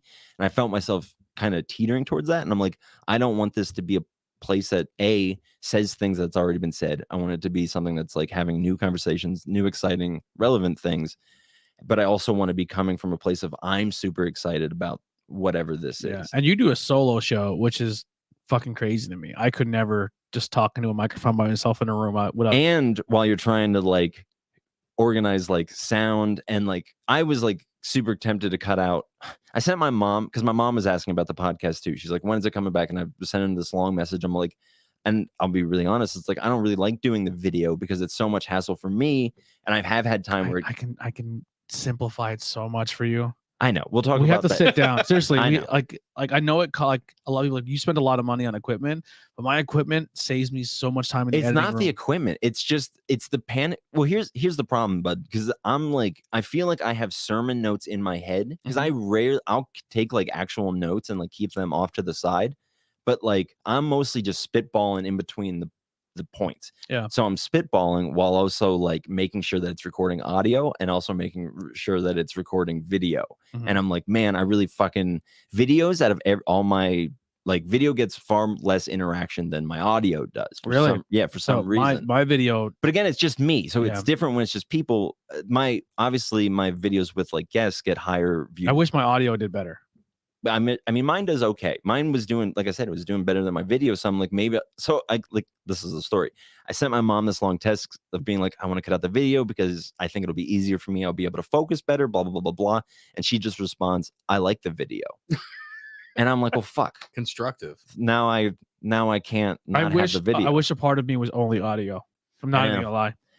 And I like. But once you give it to somebody, it's hard for them to take it away. Like when I took away video because my computer couldn't do it anymore, like I thought my podcast was over because no one jumped over and watched YouTube anymore. Like I'm still trying to regain that YouTube because I was getting like my videos on YouTube were like Facebook wasn't doing very well, and YouTube we were getting like almost 500 plays or 400 plays or 300 plays. I get like in the single digits on YouTube. That's where I'm at right now. Where if I break 20, I'm excited. But like I'm doing like 100 some plays on Facebook or 200 plays, or like our last 2 interviews did really, really well. Then my audio is getting anywhere between 40 to 10, but then the network stream is getting like 17 to 20. I know the network stream does really well because I'll put my videos up on there, and again, I've been slacking on that, or not my videos, my audio, and those get like really good plays. But I feel like we're just talking about like the semantics of. I don't have a podcast. I feel Why like don't you have a podcast, Bob? You should get drunk and just do. You should ramble just for like. I wish Terrain was video. His would be perfect for video. I wanted Terrain because I've been on Terrain's a couple times. Yeah, I've never been on his show, but also I'm not into politics at all, and I think that's like a huge reason why I probably haven't been invited. But I've had Terrain on this show twice, and I've had him on Banging Beers. I was gonna say he'd be really good on Banging. I love Terrain. I have great conversations because. He gets so mad at me because he sends me the topics. I don't do any research. Just show up. Yeah. I show up half in the bag and I'm like, what's up, dude? Yeah. And I'm like, what are we talking about? I'm like, have you considered this? And then I derail it mostly. My problem is I got so overwhelmed I'm very passionate about change in the world and positive change and people not being ugly and being like, and just being awful to each other. But it's hard for me to root for either side of the spectrum, is because it's like instead of trying the people who I felt like I was rooting for a little bit more on the left side for fighting for change, I felt like they've kind of became who they hated, and now it's just kicking sand in each other's face of who can spite the other one, and they're not really dedicated to their actual viewpoints anymore. It's how can I spite the other side? So now it's just becoming like a war of children, and nothing's getting accomplished, and then I'm in the middle like I don't care, I'm gonna go about my day. I will say this, I will say that the way that everything is set up in the conversation, the debate of politics and everything and policy, yada yada yada, this, that, and the other thing, it's again, and I always say it's semantics. At the end of the day, people want the same thing. People don't want to generally cause outward harm to other people.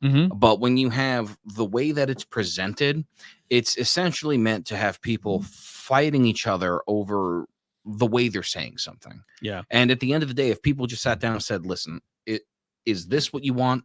They'd be like, no, that's not what I want. It's like, do you want this? Okay, then yeah. And not attribute anything to it. I will say that, there's a side of things that I absolutely detest. And there's another side of things that like, wow, you guys are not doing anything that I'm really liking right now. But at the end of the day, until, we're throwing Molotov cocktails through buildings and stuff like that, I'm going to go on the one side that like, I hate less. Yeah.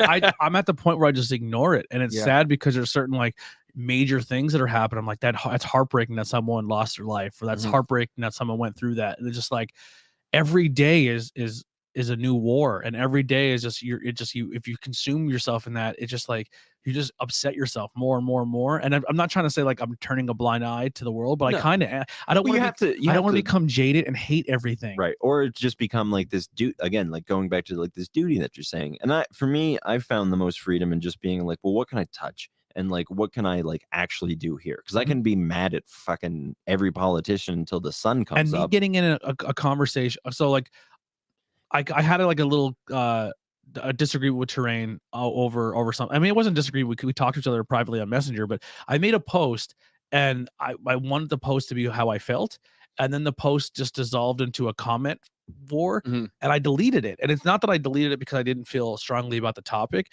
It's just like I didn't want to have a new platform for people to argue and fight each other. Where it's once how we told before, when we're texting each other and we're not sure of our tone. Yeah, nobody knows the tone. And that's kind of like that's every comment thread to me. So I was like, I'm just going to delete this, and then I will say how I feel on my podcast. And if people disagree, I can verbally tell you why I don't. You know what I mean? Because I'm not very good with typing sometimes too. My current view is, if I can get the hell out of the way, I'm going to get the hell out of the way. Yeah. And if I can support in any menial way, here it is. Yep. Here it is. Just tell me what to do. Yeah. Like, because, at the end of the day, nobody wants anybody to be hurting. Nobody wants anybody to be, taking control over. I feel like anybody with a reasonable idea of anything wants people to be able to have the freedom to exist. Yeah. So, I'm gonna hang out over here. And if you need my help, I'm right here, man. Yeah. I have friends. That's where I'm I have friends on both sides of the spectrum, like extreme right, extreme left. And when you sit down and have conversations with both of them, even the things that they're most passionate about, when you actually break it down and be like, well, what if someone and you give them like a legit have a conversation on the other side of the spectrum, they're sympathetic and empathetic to it, but because we've created this thing where you can't falter or agree with the other side because it's turning into this tit for tat thing. It's hard to. People have different conversations of what they do on social media. Is essentially what I'm boiling. I think it goes back to what Bob was saying. Is just it comes down to. Well, there's so many. The question is like, who are you underneath all the things that you put on top of yourself to identify yourself? Yeah. Right. So you have these bunch of, have these words like conservative, Republican, punk, like whatever it is. It's all just words to be like, there's somebody in here and they're trying to express themselves. And obviously we can all agree that there's times when you can see something, it's like blatantly, it's like, that's not right. I mean, I'll fight a Nazi right now. Yeah. If we went outside and there was a Nazi, I'd punch him right in the face, regardless of what the cops want to say. Yeah. I mean, I'm not gonna skirt that issue. And skirt. Not to get all political or anything, but no, I will punch all Nazis. I think they all need to be hit. I think if you're trying to, if you're advocating in any single way to hurt a marginalized group in any way, I feel like you're the bad guy. Every time. Absolutely. I'm with you on that. Yeah. So I mean, like any sort of person that plays power, and it doesn't even, for me, I hate the misuse of power. And it's like, you're in a place of like, whatever, whether that be privilege, a place of seniority, whatever it is, a place of like, I hated cops growing up because they didn't do anything about my bad neighborhood. They still don't. And they still don't. They just fuck with kids. And like, I get it. But it's like, well, what do you want a cop to like kick in to arrest everybody and send them all to jail? Then we're like, well, fuck you for getting that's not the cop's job. Right. That exactly. should be the city and your local government's job. Right. That's the guy you're voting for. Yeah. The reason why the cops aren't doing anything is because it's not their job to do anything about it. It's the local legislation. Mm-hmm. Getting younger people involved in local elections, and boy, are we off topic. Yeah.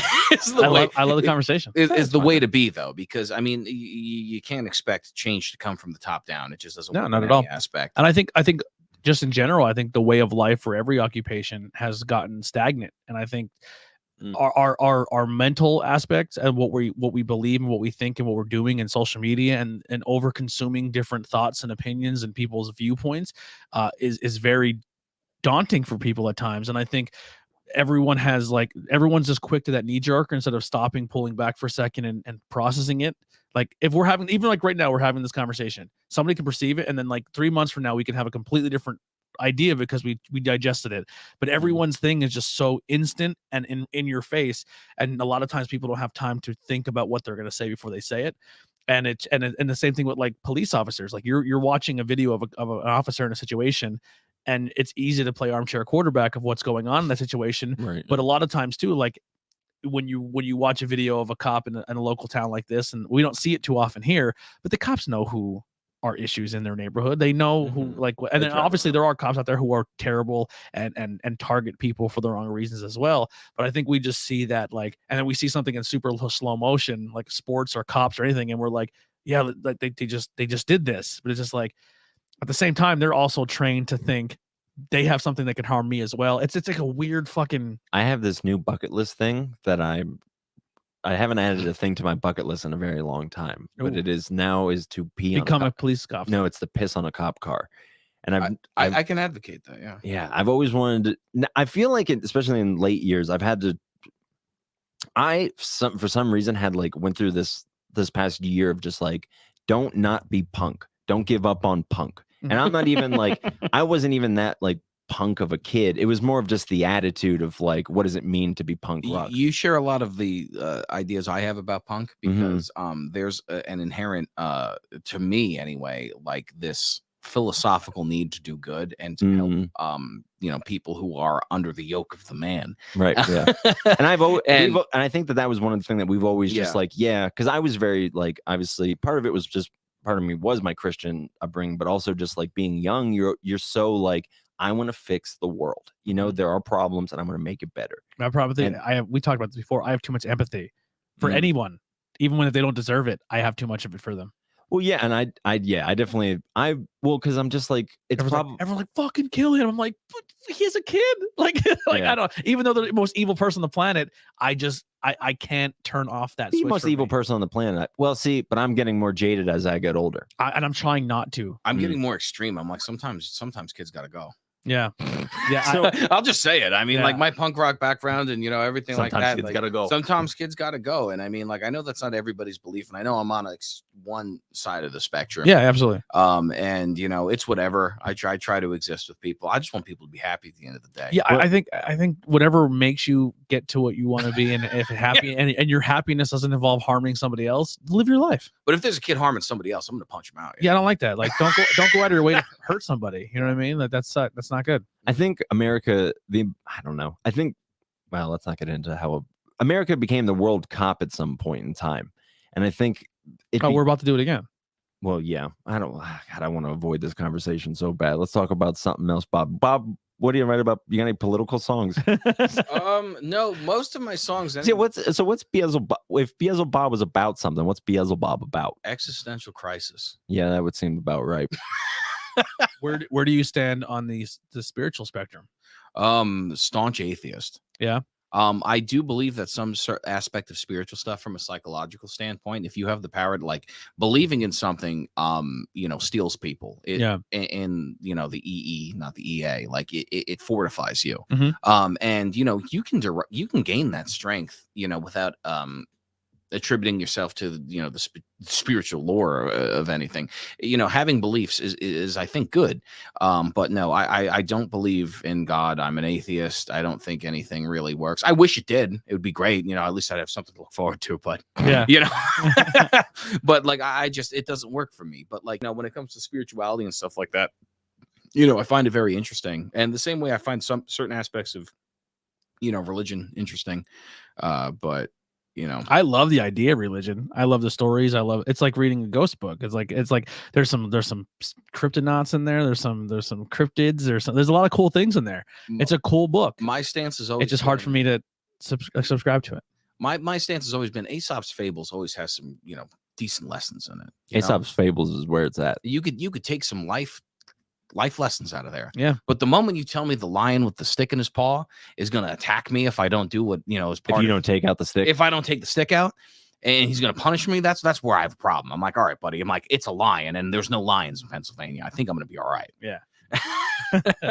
Yeah. I think I fall on the same thing. I said, I always joke where like, what do you define yourself as? And I think just like going through all the spectrums and learning about different religions and beliefs and putting that title, I guess, I fall into the Satanist title where I don't believe in Satan, but I kind of like the imagery and I kind of believe self-belief and that whole thing. I agree. And don't harm each other. Like, I agree with that. Because when you look at the tenets of that, it's really interesting and it's just self-promotion. I mean, I've always said to Timmy, when you look at stuff like, the Eastern religions compared to the Western religions, it's internal versus external. Yeah. At a certain point, you're using systems to find what's true to you. And then in another system, you're using what's true to somebody else to crucify somebody else. Yeah.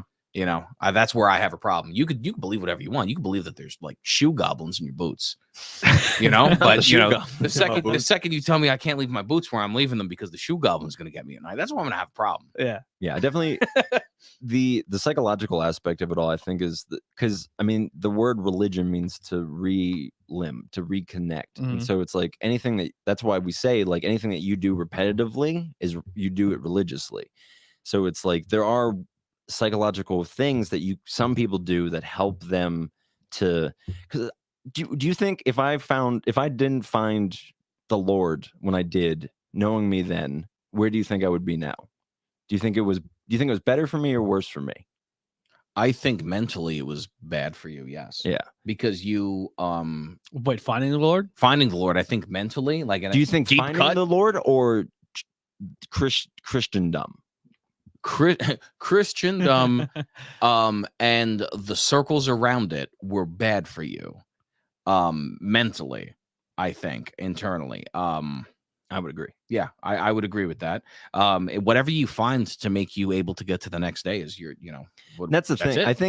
I think, and let's quote Jesus here, since might as well. You know a tree by its fruit, and everyone knows if you eat bad fruit, you're like, this is bad. And so I think that that's kind of the thing with like religion and whatever. Everyone can kind of just, you have a gut feeling. You're like, you have intuition of just like, this doesn't seem right. Like telling people, like going up to somebody who doesn't subscribe to it and telling them, which I'm sure I don't think I've ever told you were going to hell, but I'm sure I believed that at one point in time. I'm sure you did. Yeah, I definitely did. Yeah. You can catch me hailing Satan. Bad decisions always making. I was crying to that this morning. I told you that, Bobby. I'm like, I don't typically hail Satan, but I will if it'll make an old person upset. Because why are you upset what I'm doing? I don't know you. Yeah.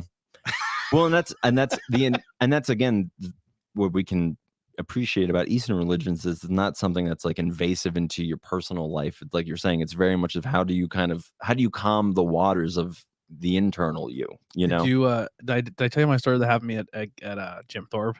No. So I have this new really cool like denim jacket that I put patches all over it. It's like my patch jacket. I always wanted a patch jacket, and I went overboard. Patch jacket. And there was like a kid's like notebook that he drew all of his favorite things on. This jacket is to me, and I have a patch on it that says "Sinners over Hypocrites," and it's an upside down cross.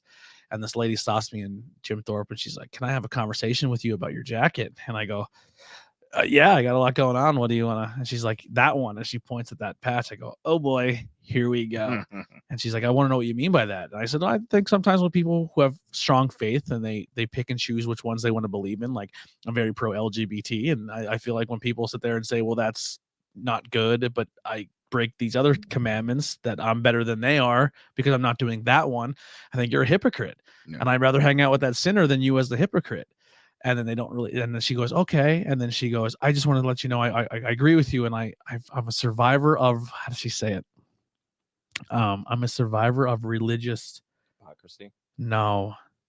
Conditioning? Yeah. Mm-hmm. Is that, I didn't know there was a real thing. Like, oh yeah. Like they have like support groups and stuff. And then she like told me, and I was like, oh my God. I thought she was like part of a cult. I thought they like tied her down. And her story was just like, no, I was a kid and you forced me to go to church. Yeah. And I was like, all right, we're fucking, you got a title for that? Like that's 90% of the world. Yeah, but I mean, if you grew up in a very religious family, and that's just the whole worldview, it's incredibly difficult to shake. I didn't grow up with that. I brought that on myself. You didn't really grow up with that either. I did, and then after my grandmother died, we had some issues with the church where it kind of turned off my parents a lot from religion and church and stuff like that. But yeah, I grew up with like not a super religious house, but it was there. Yeah, but the houses that are super religious, dude, like it's hard to escape that. I mean, I got out very lucky. Like I'm not from a super religious family. Like I dropped out of CCD because Fear Factor happened to be on the same time on Monday night that CCD was. So we watched Fear Factor. It wasn't a factor. I asked them about dinosaurs and they kicked me out. Nice.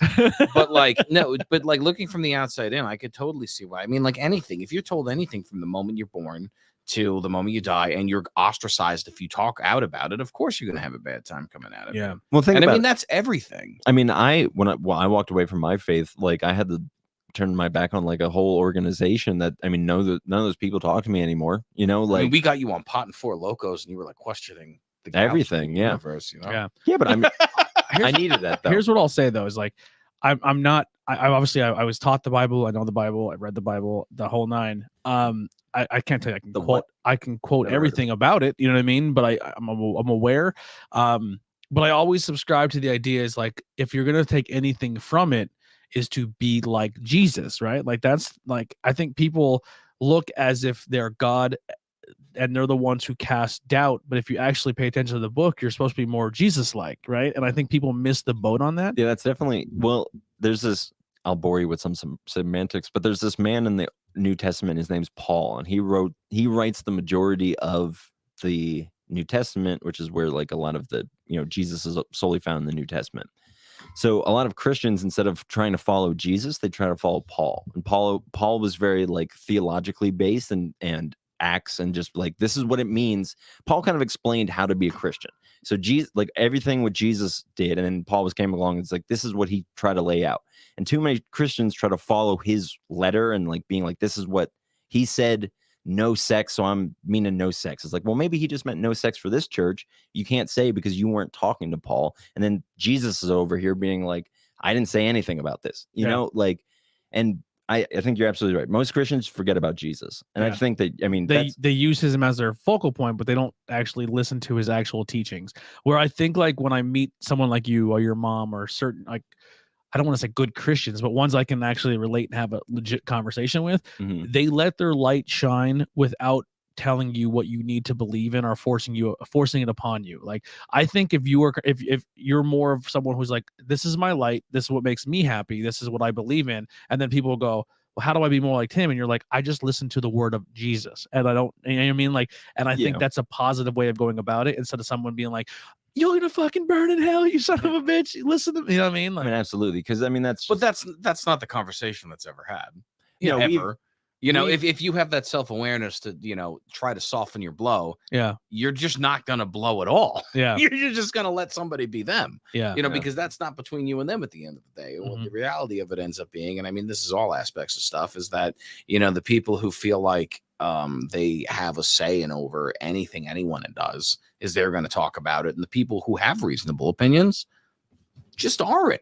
Yeah, and that's what you hear in every aspect of everything. Is always the loudest. Well, and this you're not going to have a debate with somebody who has, a realistic expectation, because they know that there's no reason. You're not going to persuade anybody, right? And it's so hard, because I don't think most people change, because I still see things that like people that I used to know from like old biblical days post, and I don't agree with them. And like I would, I have a podcast all about this stuff, so I'd be very easily to just be like, this is why this isn't right. This is why this is not even just the correct understanding of this. It's like, it's always been the tradition of this, or whatever.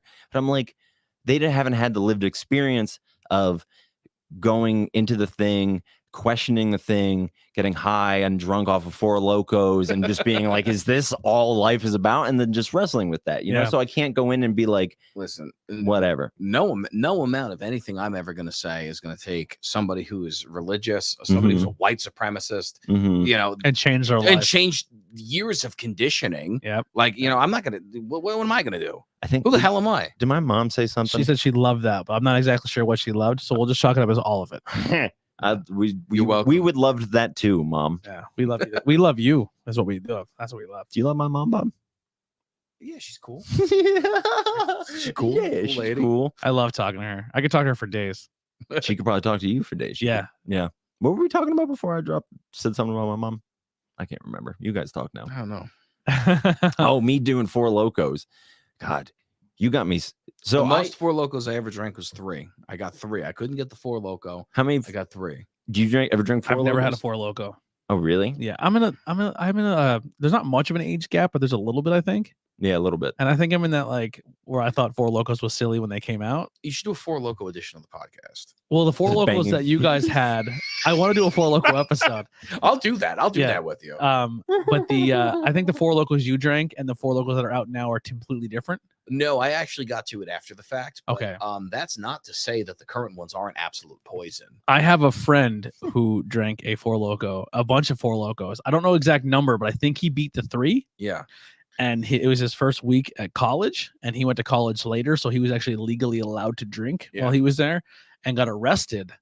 And then and his mom's a police officer, so when she called to like get him out, he had to stay like the weekend in a drunk tank. Yeah. And then when he came home, his whole his family Christmas tree, it was his mugshot on every ornament, and like they made blankets and stuff. But it was really that was his. He went to college and got fucked up with Four Locos and got. And he walked up to a cop and said, I don't know where I am. It's my first day or week here. I don't know how to get back to where I am, but didn't realize he still had the Four Loko in his hand. And the cop's like, yeah, get in. I'll take you home. And he just took him to let him sleep it off. Wow. Yeah. Great. when I like I said, when Bob and I first started living together, he got me into drinking. And what'd she say? Yvonne says an open mind will always allow you to reason with your own personal truth. There you go. There it is. He's dropping it. You know what? I've been thinking about this, about the most times when people say be more open-minded, they're not meaning you should be more. You should believe what I believe. That's the subtext is you should. Yeah. It would be better for you to believe what I believe. Yeah. It would be a lot easier for me to cope with you if you were more like me. Yeah, you should be more open-minded. Yeah. And I hate that because it's literally what they're saying is literally the exact opposite of being what they're meaning. Yeah. And I'm like, that's a fascinating If you don't believe what I believe, I can't be your friend anymore. Yeah. And that's a whole other thing. But yeah, I mean, I think it's incredibly important, whoever you are, you want to have that good balance, right? So you don't want to be like incredibly too self-critical where you're like just debilitating and you're just like, I can't function in the world because everything I do is wrong and like whatever. But you also have to have that side of you where like you're doing good things. And that's kind of where it goes back to like, you have to be able to see what is good in your life by how it's affecting the people around you, because you don't really have any like gauge outside of like, is my actions making Bob happy? You know, like it's important to be aware of like, how do the things that I do affect him? If you're following the current controversies in the United States of America, you know, if you used to find the green M&M sexy, you know, this is a hard place for you to live in. I have no opinion on the green M&M. I can care less. I could care less. If they stopped airing M&M commercials, it wouldn't change a second of my life. They could give the green M&M a fat pair of tits and a huge cock, and I would be like, wow, I love M&Ms. Yeah, I would still. I don't think my relationship with M&Ms would change if they just stopped personifying them. Can you do the impersonation of any of the M&M's voices? I couldn't even tell you what they sound like. The one guy is the one dude from How I Met Your How Raymond. What's that fucking show with Raymond? Everybody Loves Raymond. I knew you would know. Why? I've never watched that in my life. Yeah. Once again, fake outrage. Yeah. We just need something to be. We need something to be angry about. And then me on the other side is like, real people are dying, and it's just like I can't care because your argument goes from M&Ms to fucking everything else. Did you hear that all the chocolate companies were getting sued for child labor? Well, that was going. Yeah, no one's talking about that. Jamie and I were just talking about this. Yeah. The fact that, do you know about this? No. Like, yeah, Mars, Nestle, and some other company are being taken before the Senate right now to be tried for child slave laws. All I saw was chocolate companies, child slavery, sexy green M&M in the same week, and I was like, oh, okay, this is related. Yeah, they threw a smoke bomb. Yeah, so that's exactly what it is. You don't talk about fuckable M&Ms and then talk about child slavery in the same sentence. Well, here's the thing: child slavery being real. And the trial is just being waved away because they're like, it's not happening on American soil, so it's not. We're an American. It's out of our jurisdiction. Maybe they're taking the children and then getting that adrenochrome or whatever that's off of them, and then eating that to make their M&Ms even. Do you know sexy. about adrenochrome? The 6 or 7 children who were being forced at gunpoint to make Beelzebub and the Screaming Demon shirts aren't in America. Yeah. So I'm not liable for anything those child slaves do. Yeah, I have no idea. I didn't even buy them. Yeah, I bought one. So can I handbrake turn? But can we? Bob brought his guitar. Can I hear a Beelzebub song? Or is that gonna work? We can try it. I don't know how it's gonna come out. What I was gonna do is after we wrapped, I was gonna record a few and then see how they came out that way. Okay, never mind. You can do whatever. Yeah. Okay. I just don't want to like at the end it like the levels are all fucked up. Sure, I understand that. Yeah. All right. Well, never mind. Is there anything you want to get out there before we wrap up? No. I mean, check out Beelzebub and the Screaming Demons. You guys got a couple of shows coming up, don't you? We got a couple shows. A little closer. Oh, sorry. Yeah, I did the thing again. Check out the Beelzebub and Screaming Demons. We got a couple shows coming up a lot in February. I tagged your Facebook page and I tagged your Bandcamp. Terrific. We're on Bandcamp, and as of today, we're on Spotify. Wow. Yeah, we're all over the place. So here's what you do. If you want to support local music, you download the Bandcamp app, you subscribe to it, whatever you got to do. Yeah. Click the link below. It'll take you right to it. Also, Tim's Bandcamp is in there as well. And these gentlemen have a cool thing where you can set your own price. Whatever you feel you think the album is worth, and you can still listen to it for free.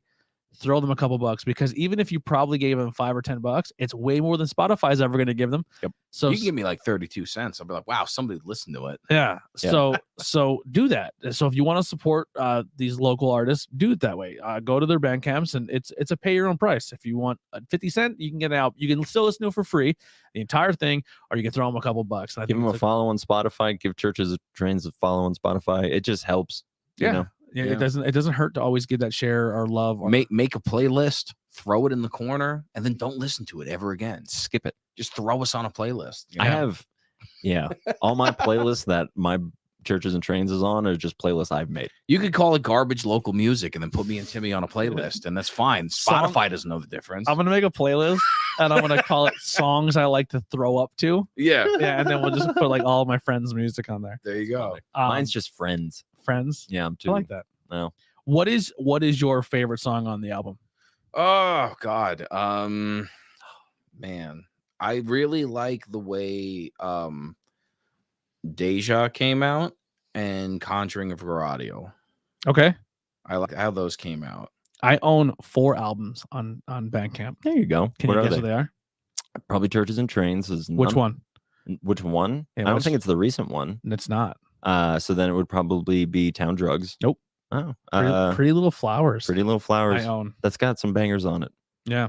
Medication, Michigan. Medication I bought. So I bought Medication because you allowed me to use it as an intro song. So I paid for it because you were allowing me to use it. Like, I never saw any pennies from YouTube. That's okay. Yeah. I got that $1. Yeah. Thank you. I did it. Next one's a band that's no longer around. What band? Am I guessing still? Yeah. The War Times? No. Close.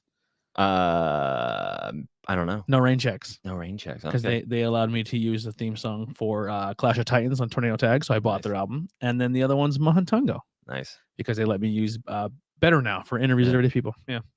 And then just because I've been begging this guy to put stuff out, I bought his album. Oh my God, I'm so happy. Well, thank you. Yeah. Yeah, I've been so stoked on you getting these out. It's just so fucking nice to not have to go to SoundCloud to listen to you. Oh my God, yeah, that was horrific. Yeah. Because at some point SoundCloud was like, "Hey, well, can you sign in to SoundCloud to listen to this?" And it's like nobody has that. Yeah, nobody. Dude, I can't even get people to subscribe on YouTube because if when they click the link and it doesn't automatically subscribe them in and they have to put their email in, they'll just back right the fuck out. They're like too much. That's the hardest thing is getting people from Facebook, because I have a big Facebook. I have a big Facebook following, but to get them to do 2 extra steps to help me out tremendously, I'm just gonna get like a super zoomed in deep fried image of a possum, and then I'm gonna superimpose that on a video, and I'm gonna upload it directly to Facebook with just the rips of the songs, and then people will probably listen to them. Yeah, 100%. Off, yeah. If you upload it to Facebook as like a video file, but they will 100% listen to it. Absolutely. Because it's right from their phone and they don't have to ever leave it. Yeah, I mean, that's what I did for when I did a lyric video for Blue Skies Black Ties, and I was just put it on Facebook pretty much. It's also on YouTube. Oh, what you say now? She said, proud of you guys. Keep up the conversation. Oh, thanks, mommy. What a doll. What a doll. I'm gonna get some Beelzebub NFTs made. Yeah. Blockchain. Yeah. We need to get someone needs to commission a picture of you as a demon. You and Beaker as a demon. It's the same. No, a different demon. 2 different demons. Oh, yeah. Okay. Amongst demons. A demon amongst demons. Well, if I'm going to plug anyone, Haley Stokes, fantastic. She's done most of my logos recently, and also Tori, a very talented artist in the area. Yeah, and they can do digital art, so definitely hit them up. Absolutely. Yeah, I'm looking for all kinds of. I will have shirts eventually. Mm-hmm. Are you out of them? Oh, I just give them away. Nice. So if you just want a shirt, just come to one of my shows because I'll just give you one. Tomorrow at Pilgrim. I guess, yeah, you should probably be plugged. Oh, I mean, I'm just saying, tomorrow just take your logo and drop it on Teespring and just set your prices, and then people can go. We don't have logos. You think so highly of us. You would think that we have a JPEG somewhere that says logo. We got some stuff coming down the works. I mean, my album art's literally Microsoft what was it, Paint, and I literally just clipped an image of a possum together, and then when it wasn't long enough, I copy and pasted the space background, and you could actually see the line where I had to extend it. Well, yeah, he's a professional. Yep, totally see it. Yeah, there's like a box over the box. Why would I lie to you? Yeah. What is the possum? What is that? Like, what is the significance of the possum? I don't know. It's like a trash animal. Yeah, and I feel like you didn't have rats on. Are you gonna put rats on any of anything? Raccoon, right? You should put rats on that split. So the long term, I've got another one after the 7 Deadly Singles. I'm workshopping a name. It's either gonna be like Bangers and Mash, or like Sick Sick Hits 2, but that's Nice. going to have rat imagery. You two are the first, besides Tyler, you're the first two people I went to a live show. Didn't know what I was expecting when I walked in, and people were singing your songs, and I was like, I feel like I'm out of the loop. I need to learn more about your music because people are singing to it. Yeah, and I thought that was a cool thing. It makes it even more esoteric that this is the first release. Yeah.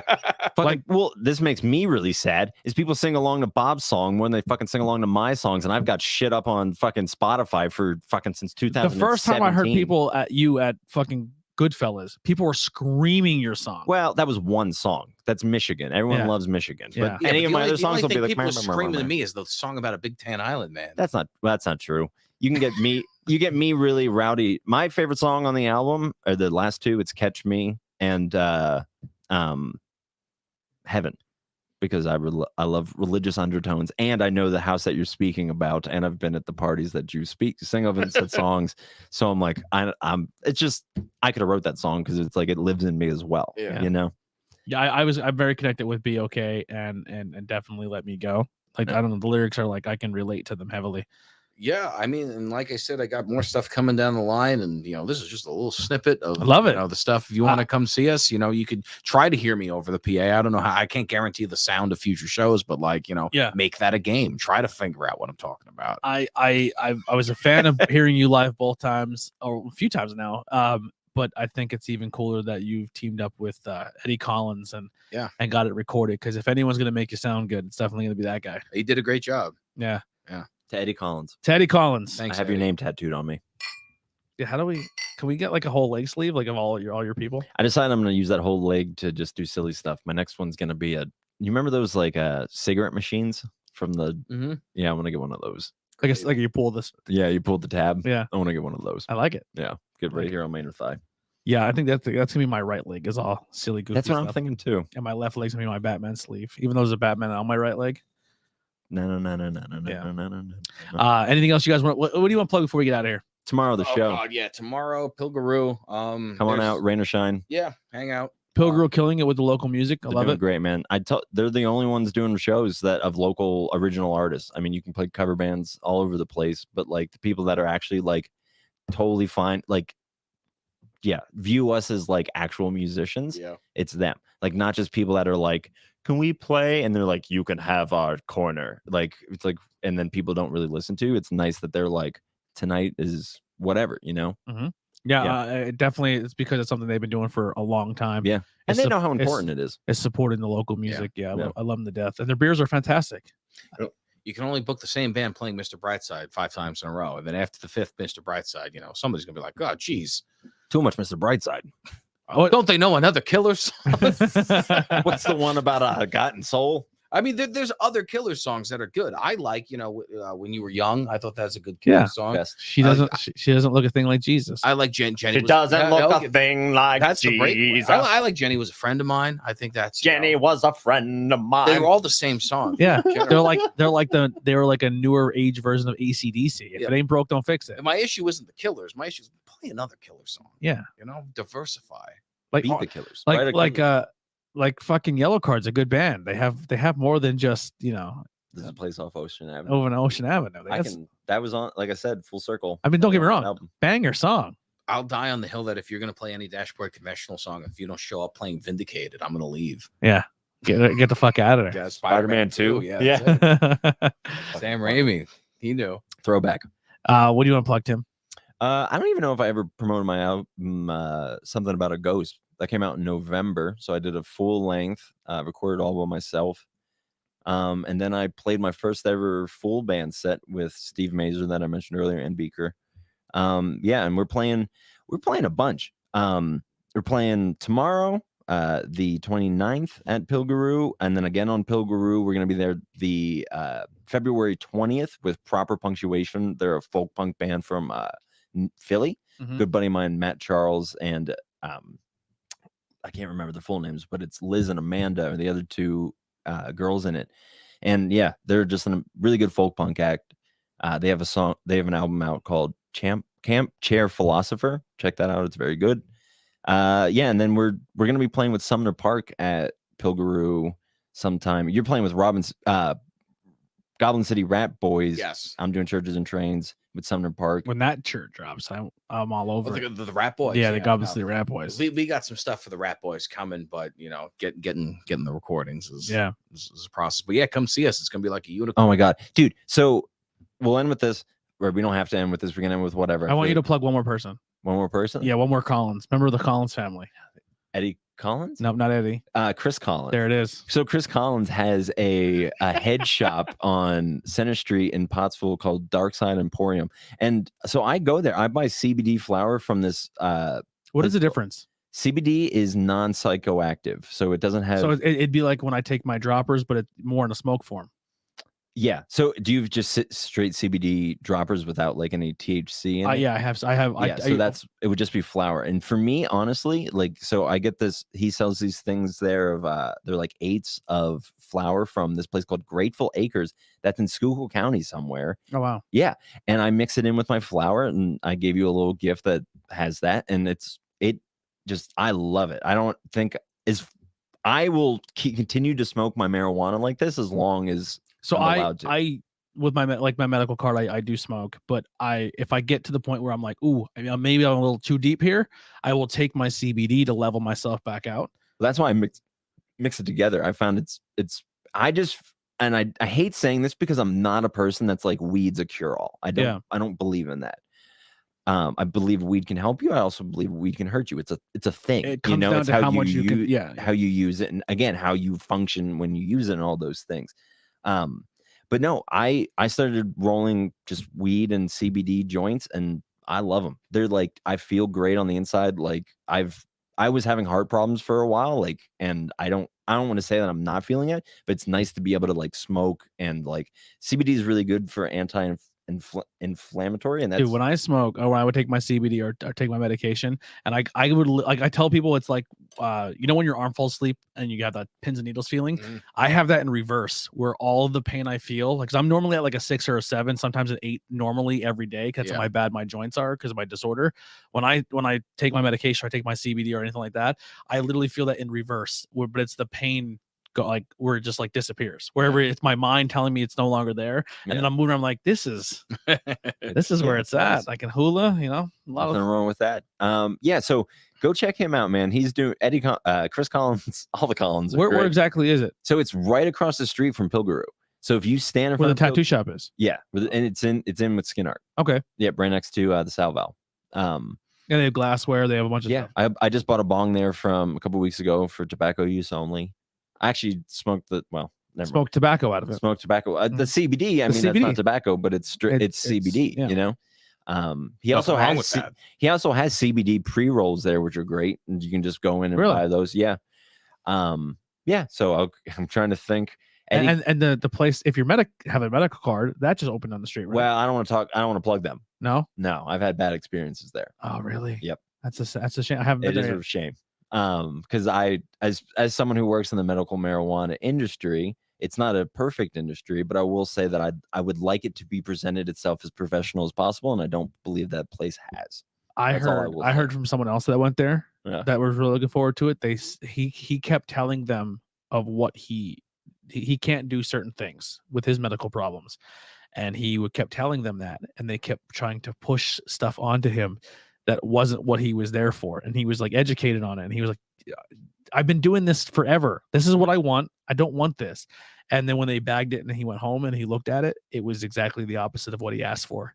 Yeah, I got shit that I didn't pay for either. So like it's I don't want to shit on them because they're new. I hope it helps them fix it. I guess that's like I want them to do really well, because then that gives that other opportunities for dispensaries to come in the area. Yes. Because I think, and it's a shame that they're not doing great for their first one in Pottsville ever, and it's 3 people I know that went in there have not had rave reviews. Are you including me in that? Because you can add me into that. You would be the 4th. Yeah. So that's not great. And they've only been a month and a half. Yeah. Because I would drive to Hazleton for it. I have to go to Bloom. Well, that's a whole other thing. I get a discount. Yeah. Anyways, I really got to pee. All right. Well, let's wrap this up. Interviews with everyday people. Thank you guys so much for hanging out. We'll see you next time. We're out of here. Peace. Have a good one. Deuces.